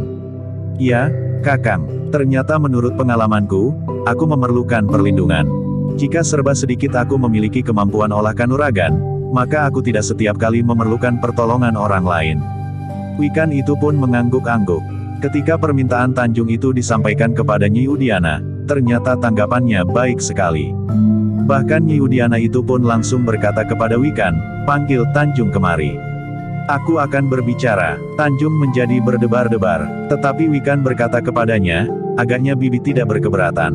Sebenarnya lah Nyi Udiana menyatakan, bahwa ia sama sekali tidak berkeberatan. Tetapi Nyi Udiana itu pun masih juga bertanya, Tanjung, apa yang telah mendorongmu untuk berlatih olah kanuragan? Bibi, bukankah Tatak kelak diharapkan untuk menjadi seorang anak muda yang memiliki kemampuan yang memadai? Untuk membentuknya menjadi seorang anak yang siap untuk ditempa dalam olah kanuragan, maka aku pun harus ikut mempersiapkannya. Aku tidak ingin menjadi orang asing bagi anakku. Apakah kau tidak dibayangi oleh dendam kepada siapapun sehingga untuk membalas dendam kau merasa penting untuk menguasai ilmu kanuragan? Tidak Bibi, aku tidak mendendam siapapun. Orang yang mengusirmu dari rumahmu. Tidak, Bibi, aku tidak pernah mendendamnya. Kepada orang tua kandung Tatak. Juga tidak, tetapi memang ada sedikit kecemasan bahwa pada suatu saat Tatak akan diambilnya. Bukankah tidak ada yang mengetahui, di mana Tatak tinggal? Petik 2, tetapi ciri di dadanya itu akan dapat mempertemukannya dengan orang tuanya yang sebenarnya. Biasakan Tatak memakai baju dengan dada tertutup. Ya, Bibi, tetapi selain daripada itu, menurut pengalaman yang sudah aku jalani, maka aku dan Tatak memang memerlukan perlindungan. Agar aku tidak selalu merepotkan orang lain, aku ingin dengan serba sedikit menguasai ilmu kanuragan, maka aku akan dapat melindungi diriku sendiri serta anakku. Nyi Udiana tersenyum. Katanya, baiklah Tanjung, kau akan menjadi muridku yang khusus. Wikan akan menjadi pembantuku untuk mengajarimu oleh kanuragan. Terima kasih, Bibi. Kau akan mempunyai waktu latihan terpisah dari anak-anak perempuan yang telah memasuki lingkungan padepokan ini. Bukan hanya karena aku memerlukan cara yang khusus, tetapi umurmu terpaut dengan gadis-gadis remaja itu. Demikianlah sejak hari itu, Nyai Udiana telah menyisihkan waktunya bagi Tanjung. Tanjung telah melakukan latihan-latihan tersendiri. Di sela-sela kewajiban Nyai Udiana menangani gadis-gadis remaja yang telah berada di padepokan itu, maka waktunya diberikannya kepada Tanjung. Namun justru Wikanlah yang lebih banyak menempa Tanjung meskipun ditunggui oleh Nyai Udiana. Nyai Udiana justru lebih banyak mendukung Tatak pada saat-saat Tanjung sedang berlatih. Ternyata Tanjung memiliki beberapa kelebihan. Selain kemauannya yang bersungguh-sungguh, maka ternyata tubuh Tanjung adalah tubuh yang sangat kokoh. Otaknya pun cerah sehingga setiap kali ia mendapatkan tuntunan unsur-unsur baru di dalam ilmu kanuragannya, maka ia pun segera mampu menguasainya. Tatak sendiri nampak begitu gembira jika ia melihat ibunya berlatih. Di dalam dukungan Nyai Udiana, anak itu sering meronta sambil tertawa-tawa, seakan-akan ia mengetahuinya bahwa ibunya sedang membentuk dirinya menjadi seorang perempuan yang memiliki kelebihan. Sejalan dengan kemajuan yang dicapai oleh Tanjung, maka kesempatan berlatih baginya pun menjadi semakin panjang. Nyai Udiana telah memerintahkan Wikan untuk membawa Tanjung ke sanggar terbuka, sementara Nyai Udiana sendiri mengayun Tatak dalam gendongannya, agar anak itu tertidur. Jika Tatak tidur, maka ia pun dibaringkan di amben bambu di dalam sanggar itu pula, sementara Nyi Wikan sendiri turun ke arena, untuk menempa Tanjung dalam olah kanuragan. Kerja keras serta kemauan yang bersungguh-sungguh dilambati oleh niat yang mapan, ternyata Tanjung dengan cepat mencapai kemajuan-kemajuan, bahkan di luar dugaan Wikan dan Nyi Udiana. Dalam pada itu, padepokan Udiana itu pun tumbuh dan mekar sebagaimana diharapkan. Murid-muridnya tidak hanya memiliki kemampuan yang semakin tinggi dalam olah kanuragan, namun murid-murid dari perguruan Udiana itu juga memiliki keterampilan. Beberapa orang di antara mereka telah ada yang meninggalkan padepokan dan kembali ke orang tuanya, karena mereka dianggap sudah menyelesaikan masa berguru di padepokan Udiana. Namun yang telah dianggap selesai itu adalah murid-murid yang lama, yang hadir di padepokan itu pada masa Ki Margawasana masih memimpin. Namun yang melepas mereka dari padepokan adalah Ki Udiana, karena pemimpin padepokan itu sudah beralih tangan. Kalian harus menjadi orang-orang berguna di dalam lingkungan kalian, pesan Ki Udiana, jangan justru menjadi hama bagi sesama. Kalian harus selalu ingat pada saat-saat kalian melakukan pendadaran untuk memasuki padepokan ini sebagaimana juga dengan aku sendiri. Kalian pun harus selalu ingat akan segala pesan-pesan Ki Margawasana. Yang penting, lakukan sesuai dengan janji kalian. Karena jika tidak ada satunya kata dan perbuatan, maka sebenarnya lah kalian tidak mempunyai nilai yang pantas menurut pandangan sesama kalian. Beberapa orang murid yang sudah menyelesaikan masa berguru mereka itu pun mengangguk-angguk. Janji yang pernah mereka ucapkan pada saat mereka memasuki padepokan ini, rasa-rasanya telah terngiang kembali di telinga batin mereka. Di antara mereka yang akan meninggalkan padepokan itu dan kembali ke rumah mereka masing-masing adalah Murdaka. Demikianlah maka murid-murid yang sudah dilepas itu, akan meninggalkan padepokan itu di keesokan harinya. Secara khusus Murdaka pun telah menemui Wikan. Ia masih ingat apa yang telah dilakukannya terhadap Wikan, justru karena ia menjadi dengki atas keberhasilan Wikan. Namun ternyata bahwa ia tidak mampu dan tidak akan pernah mampu mengalahkan Wikan. Sementara itu, Wikan justru tidak membalas sikap dengkinya itu. Ia masih mampu mengekang diri, sehingga ia tidak menciderainya meskipun ia dapat melakukannya jika ia mau. Aku masih harus meyakinkan diriku, bahwa kau sudah memaafkan aku Wikan. Wikan tersenyum. Katanya, aku sudah lama melupakannya. Masalahnya bukan apakah kau masih ingat atau sudah lupa. Tetapi aku ingin meyakinkan diriku, bahwa kau sudah memaafkan aku. Wikan tertawa. Sambil menepuk bahu Murdaka ia pun berkata, bukankah aku sudah memaafkanmu sejak peristiwa itu terjadi? Petik 2. Terima kasih, Wikan. Aku mengundangmu untuk datang ke rumahku. Pada satu kesempatan aku akan datang ke rumahmu. Aku sangat berharap, tetapi untuk beberapa lama aku berniat untuk mencari pengalaman dengan satu pengembaraan. Mudah-mudahan selama aku mengembara, aku menemukan nilai-nilai yang akan dapat berarti dalam hidupku kelak. Pengalaman adalah guru yang baik, Murdaka. Tetapi jangan pernah lupakan pesan guru dan pesan Paman Udiana, sehingga keberadaanmu di satu tempat akan dapat memberikan kesejukan bagi sesama. Bukan sebaliknya, aku akan selalu mengingatkan, Wikan. Hari itu, para cantrik yang telah dilepas itu pun telah berbenah diri untuk meninggalkan padepokan Udiana. Hari itu adalah kesempatan terakhir bagi mereka untuk berkelakar, bersendau gurau dan saling menggoda di antara mereka dengan para cantrik yang masih akan tetapi tinggal. Namun yang tidak pernah mereka duga-duga itu datang. Rasa-rasanya tidak ada mendung, tidak ada angin, tiba-tiba saja hujan pun turun dengan derasnya. Ki Udiana dan Nyi Udiana terkejut ketika seorang tua, yang sedikit lebih tua dari Ki Udiana datang dengan wajah yang buram serta sikap yang agak kasar. Demikian ia memasuki gerbang halaman padepokan, orang itu berkata kepada cantrik yang menyongsongnya, "Aku akan bertemu dengan Mina." "Paman Guru Wigati, ternyata kau masih mengenal aku. Di mana Mina?" "Paman, silahkan duduk. Aku akan memanggil Kakang Udiana." "Siapa?" "Kakang Udiana. Aku mencari Mina. Apakah kau tuli?" "Paman Guru. Guru telah memberikan nama baru kepada Kakang Mina sejak ia menerima penyerahan kekuasaan atas padepokan itu." "Nama baru?" Petik 2. "Ya, nama baru Kakang Mina adalah Ki Udiana. Persetan dengan nama baru. Apakah kau kira pantas bagi Mina mengenakan nama itu?" "Mina adalah orang yang tumbuh dari antara batang ilalang. Ia tentu lebih pantas bernama Mina. Bukankah ayahnya pencari ikan di sepanjang sungai?" Tetapi guru menghendaki lain. "Cukup, panggil Mina. Aku perlu bertemu dengan orang itu." Cantrik itu termangu-mangu sejenak. Namun kemudian ia pun mengangguk hormat, "Baik, Paman. Silahkan duduk di peringgitan." Orang yang disebut Wigati itu pun segera naik ke pendapa. Tetapi ia tidak segera duduk di peringgitan. Ia masih saja berjalan hilir mudik di pendapa. Bahkan orang itu terkejut ketika pintu peringgitan bangunan utama padepokan Udiana itu terbuka. "Silahkan duduk, Paman." Ki Udiana mempersilahkan. "Aku perlu berbicara denganmu, Mina," berkata Ki Wigati dengan nada tinggi.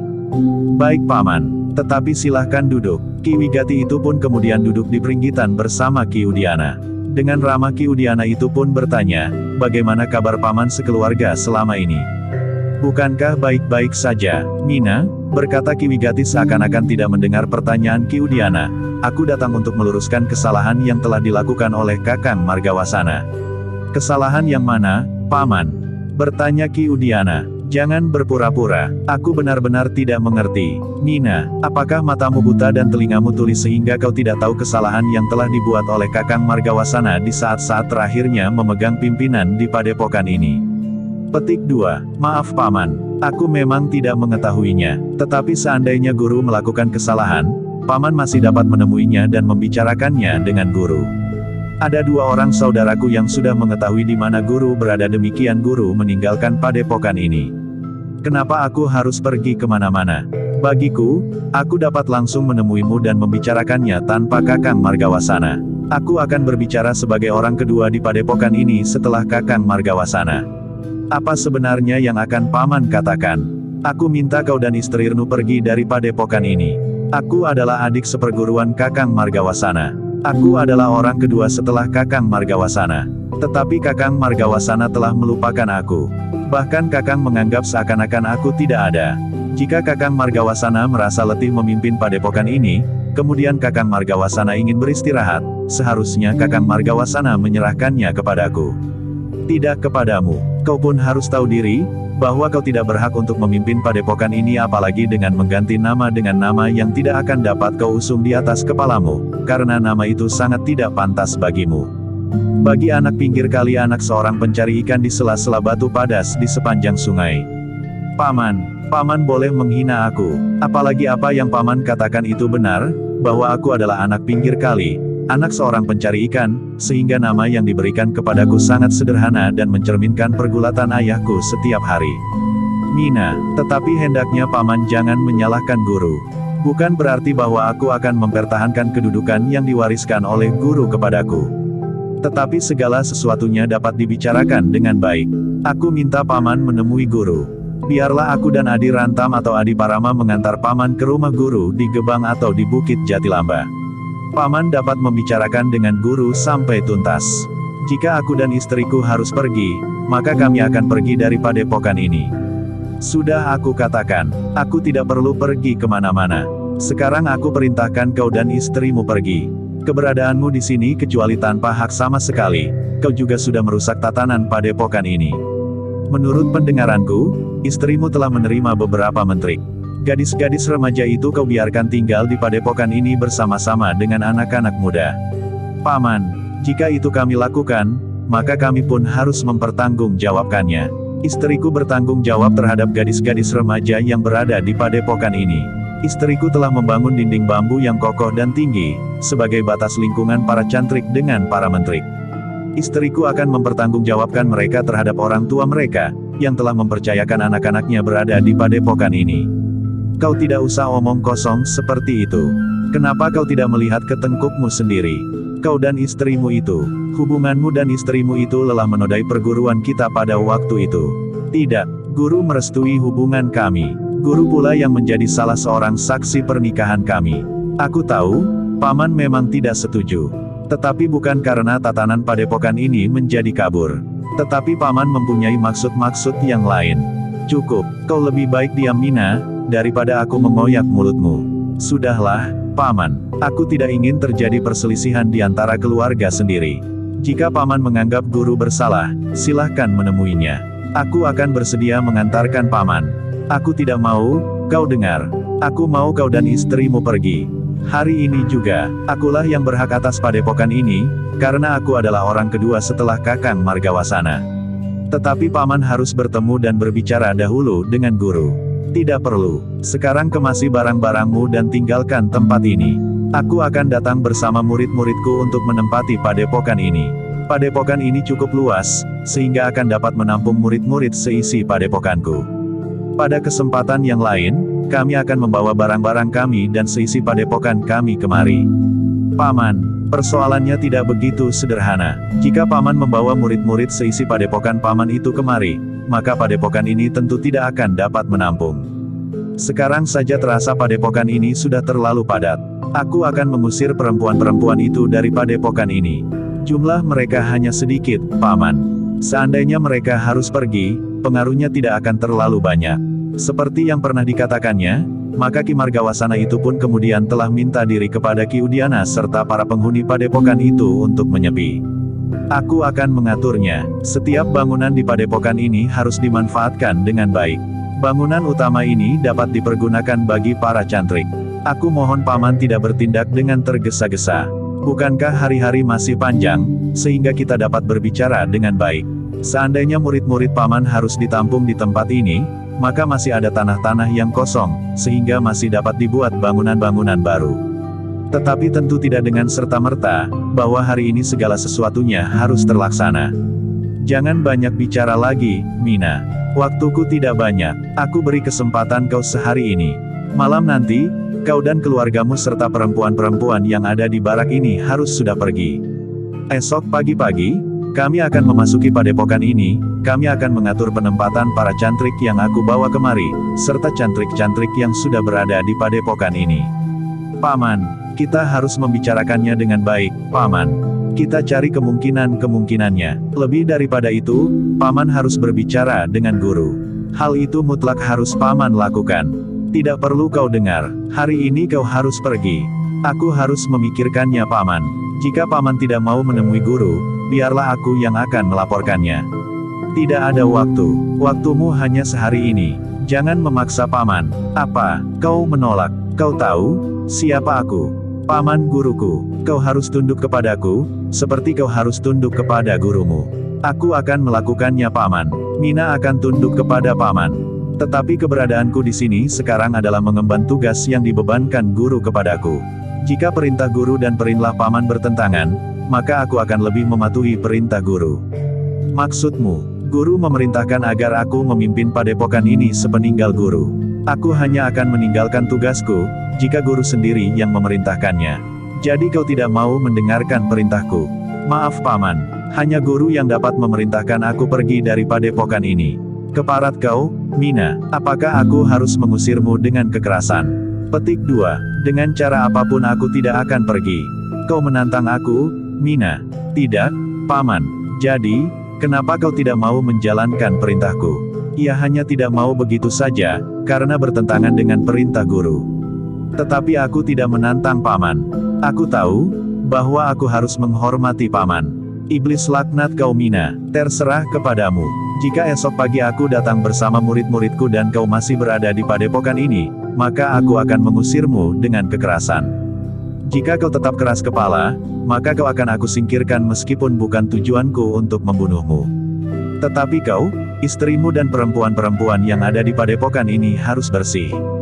Terserah saja kepada paman. Tetapi sekali lagi aku katakan, bahwa hanya guru sajalah yang dapat mengusirku dari padepokan ini. Ki Wigati itu pun kemudian bangkit berdiri. Tanpa berkata apa-apa lagi, Ki Wigati itu pun langsung melangkah meninggalkan Ki Udiana yang kemudian juga bangkit berdiri. Ki Udiana turun dari pendapa. Tetapi ia tidak melepas pamannya sampai ke regol. Demikian Ki Wigati pergi, maka Nyi Udiana segera menemui suaminya yang masih berdiri di halaman. Aku mendengarkan pembicaraan Kakang dari balik pintu. Paman Wigati mencari perkara. Aku sependapat dengan sikapmu Kakang. Kita tidak dapat bersikap lain. Jika esok pagi-pagi sekali paman datang bersama murid-muridnya. Petik 2. Kita pertahankan padepokan ini. Kita harus menjunjung tinggi kepercayaan guru kepada kita. Bagus. Aku setuju. Aku akan memanggil Adiparama, Rantam dan Windu. Ajak Wikan ikut berbicara. Iya, dan tentu kau sendiri. Sejenak kemudian, para pemimpin di padepokan itu pun telah mengadakan pertemuan. Ki Udiana, Nyai Udiana, Ki Parama, Ki Rantam, Ki Wisnu dan Wikan.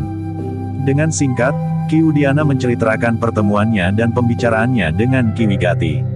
Ki Wigati sampai hati berbuat demikian. Bertanya Ki Parama, "Iya, memang di luar dugaan. Tetapi paman telah benar-benar mengusir aku sekeluarga serta para menteri dari padepokan ini. Paman esok pagi-pagi akan datang bersama cantrik-cantriknya dan menempatkan diri di padepokan ini. Paman nampaknya tidak peduli, apakah padepokan ini akan dapat menampung atau tidak. Bagaimana sikap Kakang Udiana? Aku mencoba minta paman menemui guru di Gebang. Jika perlu, biarlah aku mengantarkannya. Paman tidak bersedia." "Ya, paman tidak bersedia. Kepada paman aku telah mengatakan, bahwa yang dapat mengusirku dari padepokan ini hanyalah guru.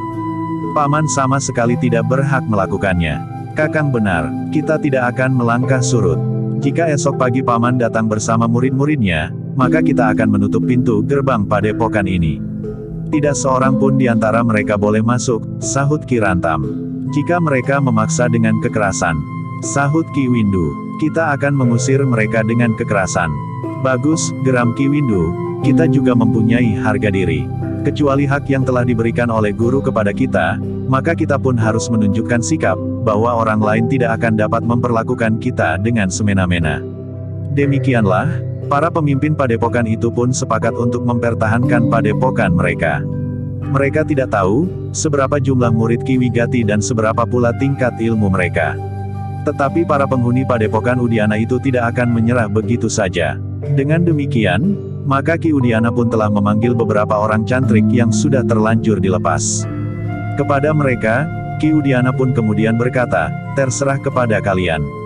Apakah kalian benar-benar akan meninggalkan padepokan kalian esok, justru pada saat kita berada dalam keadaan yang gawat, atau kalian bersedia menunda keberangkatan kalian?" Yang menyahut adalah Murdaka, "Kita akan menunda keberangkatan kita, Kakang. Kita akan melihat, apa yang akan dilakukan oleh Paman Wigati dan murid-muridnya." "Terima kasih Murdaka. Jika kalian berniat menunda keberangkatan kalian, mungkin sekali, Paman Wigati akan mempergunakan kekerasan yang harus kita lawan dengan kekerasan pula karena kita tidak mempunyai pilihan." Dengan demikian, maka para penghuni padepokan Udiana itu pun telah bersiap-siap menghadapi segala kemungkinan. Nyi Udiana pun telah menempatkan para menteri di tempat yang terlindung. Mereka belum lama berada di padepokan, sehingga mereka masih belum dapat dilepaskan di arena jika benar-benar terjadi kekerasan. Agak lebih baik dari mereka adalah justru Tanjung yang mendapat bimbingan secara khusus oleh Nyi Udiana dan Wikan. Meskipun demikian, Tanjung masih belum waktunya untuk turun ke gelanggang. Apalagi ia mempunyai tugas khusus untuk menjaga tatak. Sementara itu, para cantrik yang lain pun telah memperbaiki pintu gerbang yang agak goyah. Mereka pun memperkuat selarak. Mereka sepakat untuk menutup pintu gerbang jika Ki Wigati datang dengan murid-muridnya. Untuk melindungi pintu gerbang, maka para cantrik pun telah membuat panggungan bambu di sebelah menyebelah pintu gerbang. "Kita terpaksa mempersiapkan busur dan anak panah," berkata Ki Windu. "Apa boleh buat, bukan kitalah yang mendahuluinya. Kita berada di rumah kita sendiri. Jika mereka datang kemari dan berniat untuk menguasainya, maka merekalah yang bersalah." Ki Udiana sendiri merasa sangat prihatin atas sikap pamannya itu. Mereka lahir dari akar ilmu yang sama. Kenapa tiba-tiba telah terjadi permusuhan yang langsung memungkinkan timbulnya benturan kekerasan? Apa yang sebenarnya dikehendaki oleh Paman Wigati, desis Ki Udiana ketika ia duduk bersama Nyi Udiana dan Wikan di serambi bangunan utama padepokannya. Menurut pendapatku Paman, Paman Wigati tentu mempunyai maksud tertentu. Bukan sekedar menguasai padepokan ini. Mungkin, tetapi maksud yang tersembunyi itu agaknya memang sulit untuk diungkapkan. Mungkin ada seseorang yang berkepentingan untuk menimbulkan perselisihan di antara saudara seperguruan. Mungkin ada pihak yang tidak ingin melihat padepokan yang ditinggalkan oleh Ki Margawasana ini menjadi kokoh. Memang sulit untuk meraba kepentingan yang sesungguhnya dari sikap Paman Wigati itu, Kakang, sahut Nyi Udiana, mudah-mudahan besok kita mendapat penjelasan tentang hal itu. Ki Udiana mengangguk-angguk, katanya, kita memang harus menunggu. Malam itu, para cantrik pun telah mendapat tugas baru. Bergantian mereka mengawasi setiap sudut padepokan. 2 orang cantrik berjaga-jaga di atas panggungan yang mereka buat di sebelah menyebelah pintu gerbang. Namun mereka pun telah membuat panggungan yang memanjang di sudut-sudut dinding padepokan. Ki Udiana memang harus menjadi sangat berhati-hati. Mereka tidak tahu kekuatan paman gurunya yang sebenarnya. Jika saja mereka datang dengan pasukan yang sangat besar, maka padepokan itu akan mengalami kesulitan. Namun Ki Udiana sudah bertekad untuk tidak beranjak dari padepokan itu. Demikian pula setiap orang penghuni padepokan itu. Apapun yang akan terjadi, mereka harus mempertahankan padepokan mereka. Malam itu, Ki Udiana dan Nyi Udiana justru sulit untuk dapat tidur. Meskipun mereka berbaring di pembaringan, namun rasa-rasanya mereka tetap saja gelisah. Namun di dini hari, meskipun hanya sebentar, keduanya sempat juga memejamkan mata. Menjelang fajar, mereka telah terbangun. Para cantrik justru telah mempersiapkan diri menghadapi segala kemungkinan. Wikan pun telah berbenah. Demikian pula Ki Parama, Ki Rantam dan Ki Windu. Sementara itu, di dapur pun api telah menyala pula. Ketika bayangan fajar sudah nampak di langit, maka para cantrik pun telah selesai dengan makan pagi. Para pemimpin menganjurkan agar mereka makan sampai benar-benar kenyang tetapi tidak berlebihan. Kita tidak tahu, sampai kapan kita akan bertempur. Mungkin sehari penuh sehingga hari ini kita tidak sempat makan lagi. Menjelang fajar, maka Ki Parama, Ki Rantam dan Ki Windu pun sudah membagi diri di sisi kanan, sisi kiri dan mengawasi bagian belakang padepokan. Sedangkan Ki Udiana, Nyi Udiana dan Wikan akan berada di bagian depan. Para cantrik yang sudah tuntas dan sebenarnya sudah dilepas untuk meninggalkan padepokan itu, telah mempersiapkan diri pula sebaik-baiknya. Jika pintu gerbang itu akhirnya harus terbuka, maka mereka pun harus siap menyongsong lawan mereka yang belum mereka ketahui tingkat kemampuan mereka. Namun Murdaka dan beberapa orang itu adalah murid-murid Ki Margawasana yang sudah menyelesaikan masa berguru mereka, sehingga mereka pun telah menguasai ilmu tertinggi dari padepokan Udiana. Tetapi seisi padepokan itu harus tetap berhati-hati. Tidak seorang pun di antara mereka yang pernah mengetahui apalagi menjagi ilmu dari perguruan yang dipimpin oleh Ki Wigati.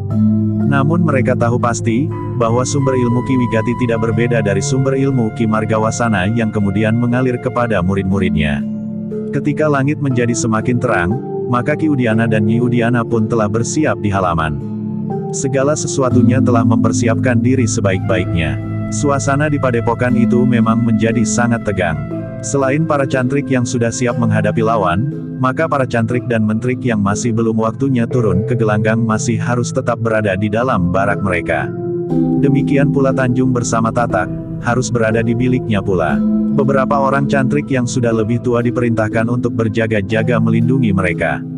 Meskipun demikian, para cantrik dan mentrik itu sudah mempersiapkan senjata di lambung masing-masing. Dalam keadaan yang memaksa, maka mereka harus berusaha untuk melindungi diri sendiri. Karena selama mereka berada di padepokan itu, maka mereka telah mempelajari langkah-langkah pertama olah kanuragan. Dalam pada itu, para cantrik yang berada di panggungan di sebelah menyebelah pintu gerbang itu pun hampir berbareng memberikan isyarat kepada Ki Udiana dan Nyi Udiana. Lihatlah, ada apa di luar Wikan? Wikan pun kemudian memanjat tangga panggung di sebelah pintu gerbari itu. Ketika ia berada di atas panggungan, maka dilihatnya Ki Wigati berjalan di padang rumput di luar padepokan itu, diiringi oleh murid-muridnya yang jumlahnya ternyata cukup banyak. Ada apa Wikan? Bertanya Ki Udiana dari halaman. Paman dan murid-muridnya telah datang. Ki Udiana dan Nyi Udiana itu pun segera memanjat naik pula. Keduanya saling berpandangan sejenak. Murid Ki Wigati yang dibawanya ternyata cukup banyak. Hampir 2 kali lipat dengan murid-murid perguruan kita, Nyi, desis Ki Udiana. Namun jumlah Nyi Udiana tegas, berapapun jumlah mereka, kita tidak akan beranjak dari tempat ini, Kakang. Iya, Bibi, jumlah mereka memang banyak. Tetapi tidak ada 2 kali lipat dari jumlah saudara-saudara kita. Jumlah itu masih belum di atas batas kemampuan kita, Paman. Mudah-mudahan, aku yakin Paman, kita belum tahu kemampuan mereka seorang-seorang. Nampaknya mereka tidak sekokoh murid-murid perguruan ini. Lihat Paman, sebagian dari mereka nampak kurus-kurus. Wajahnya pucat dan tidak bergairah sama sekali. Ki Udiana dan Nyi Udiana tersenyum. Dengan nada datar Ki Udiana berkata, kau masih sempat berkelakar Wikan. Aku berkata sebenarnya menurut penilaianku, Paman. Kurus dan pucat bukan ukuran bagi kemampuan seseorang. Jangan meremehkan orang lain, Wikan. Iya, Paman, suara Wikan pun merendah. Titik. Dalam pada itu, Ki Wigati dan murid-muridnya pun menjadi semakin dekat dengan padepokan yang dinamai Padepokan Udiana sesuai dengan nama pemimpinnya. Beberapa patok dari pintu gerbang padepokan, iring-iringan itu pun berhenti. Ki Wigati bersama 2 orang muridnya yang terpercaya melangkah mendekati pintu gerbang yang tertutup. Selamat pagi, Paman, sapa Ki Udiana dari atas panggung di sebelah pintu gerbang. Ki Wigati mengangkat wajahnya, ia pun melihat Ki Udiana, Nyi Udiana, dan murid bungsu Ki Margawasana, Wikan, ada di atas panggungan itu pula. Mina, teriak Ki Wigati, kenapa kau masih belum pergi? Aku memberimu kesempatan terakhir, kau dan istrimu harus pergi sekarang juga. Jika nanti wayah pasar Temawon kau belum keluar dari gerbang padepokan ini, maka kami akan memasuki pintu gerbang ini dengan paksa. Kau harus menyadari, bahwa kami datang dengan kekuatan berlipat. Kau tidak akan dapat berbuat apa-apa. Aku mengetahui berapa banyak orang yang berada di dalam padepokanmu. Aku pun tahu, tingkat kemampuan kalian. Karena itu, aku datang dengan penuh keyakinan. Jika kau menolak pergi, maka padepokanmu dan saudara-saudara seperguruanmu akan menjadi korban. Kau tahu itu, dan kau harus bertanggung jawab. Paman, berkata Ki Udiana, aku telah menerima penyerahan kepemimpinan di padepokan ini. Tentu saja aku tidak dapat pergi begitu saja. Karena itu, apapun yang akan terjadi, kami berdua tidak akan meninggalkan padepokan ini. Jadi kau akan tetap bertahan. Ya, kau adalah orang yang sangat mementingkan dirimu sendiri. Kau sampai hati mengorbankan saudara-saudara seperguruanmu hanya karena kau ingin mempertahankan kedudukanmu.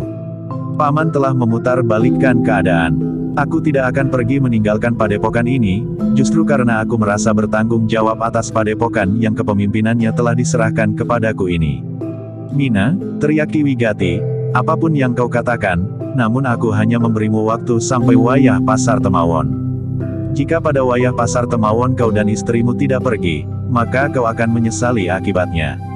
Paman tidak usah menunggu wayah pasar Temawon. Sekarang pun aku sudah menjawab dengan tegas, bahwa kami tidak akan pergi. Karena itu, jika Paman ingin melakukan sesuatu, lakukanlah. Kami sudah siap untuk mengatasinya. Dan kau Mina, kau berani menantang aku, hei. Bukankah kau masih waras? Tentu Paman, iblis manakah yang merasuk ke dalam tubuhmu, sehingga kau berani menantang Pamanmu? Petik 2, aku menjalankan kewajiban Paman. Baik. Baik, aku tidak akan menunggu sampai wayah pasar Temawon. Aku akan memerintahkan murid-muridku untuk memasuki padepokan ini dengan kekerasan. Semakin cepat semakin baik. Ki Udiana tidak melihat kemungkinan lain. Pamannya benar-benar sudah kehilangan segala macam pertimbangan yang jernih. Namun yang menarik perhatian Ki Udiana, Nyi Udiana dan Wikan adalah keberadaan seorang tua yang berambut, berkumis dan berjanggut putih di pasukan Ki Wigati. Ki Udiana dan Nyi Udiana apalagi Wikan, belum pernah mengenal laki-laki tua itu. Namun menilik sikapnya terhadap Ki Wigati, orang tua itu mempunyai pengaruh yang sangat besar. Siapakah orang tua itu Paman? Bertanya Wikan. Aku belum tahu, Wikan. Tetapi agaknya orang tua itu berilmu sangat tinggi. Ya, Paman, orang tua itu agaknya mempunyai hubungan yang sangat erat dengan Paman Wigati. Apakah Paman Wigati telah menjual padepokan kita kepada laki-laki tua itu? Desis Nyi Udiana. Tidak mustahil hal itu dilakukan oleh Paman Wigati, sahut Wikan. Ki Udiana menarik nafas panjang. Katanya, jika benar demikian, maka paman telah melakukan kesalahan yang sangat besar. Bahkan paman telah berbuat nista di hadapan saudara tua seperguruannya. Dalam pada itu, Ki Wigati telah melangkah kembali ke pasukannya. Orang tua berambut putih, berkumis dan berjanggut putih itulah yang menyambutnya. Ki Udiana, Nyai Udiana dan Wikan tidak mendengar apa yang dibicarakan oleh Ki Wigati serta orang tua berambut putih itu. Namun kemudian Ki Wigati pun telah berbicara kepada murid-muridnya dengan sikap yang mendebarkan. Agaknya Ki Wigati telah memerintahkan kepada murid-muridnya untuk bergerak. "Paman," berkata Wikan. "Iya, mereka memang mulai bergerak. Silahkan paman dan bibi turun. Biarlah para cantrik yang sudah mempersiapkan busur dan anak panah naik ke panggungan." Ki Udiana dan Nyi Udiana termangu-mangu sejenak. Namun kemudian bertanya, "Hati-hatilah Wikan. Kau menghadapi orang yang berpengalaman serta berwawasan luas. Mereka akan memecahkan pintu gerbang paman. Agaknya mereka akan berhasil." Ada di antara murid-murid Paman Wigati yang membawa sebuah balok yang besar, yang agaknya memang sudah dipersiapkan. Agaknya Paman Wigati sudah memperhitungkan, bahwa paman dan bibi tidak akan meninggalkan padepokan ini, sehingga akan terjadi pertempuran. Iya, mereka memang sudah membawa balok besar yang akan mereka pergunakan untuk memecahkan pintu gerbang kita. Mereka tentu akan berhasil. Karena itu, biarlah paman dan bibi berada di bawah. Jika mereka memasuki halaman padepokan, paman dan bibi dapat menahan orang tua itu serta Paman Wigati. "Kami memerlukan kau juga Wikan. Aku akan berada di sini, sejauh dapat bertahan, paman." Kau lihat orang yang berdiri di belakang orang tua itu. Bersambung ke jilid 13.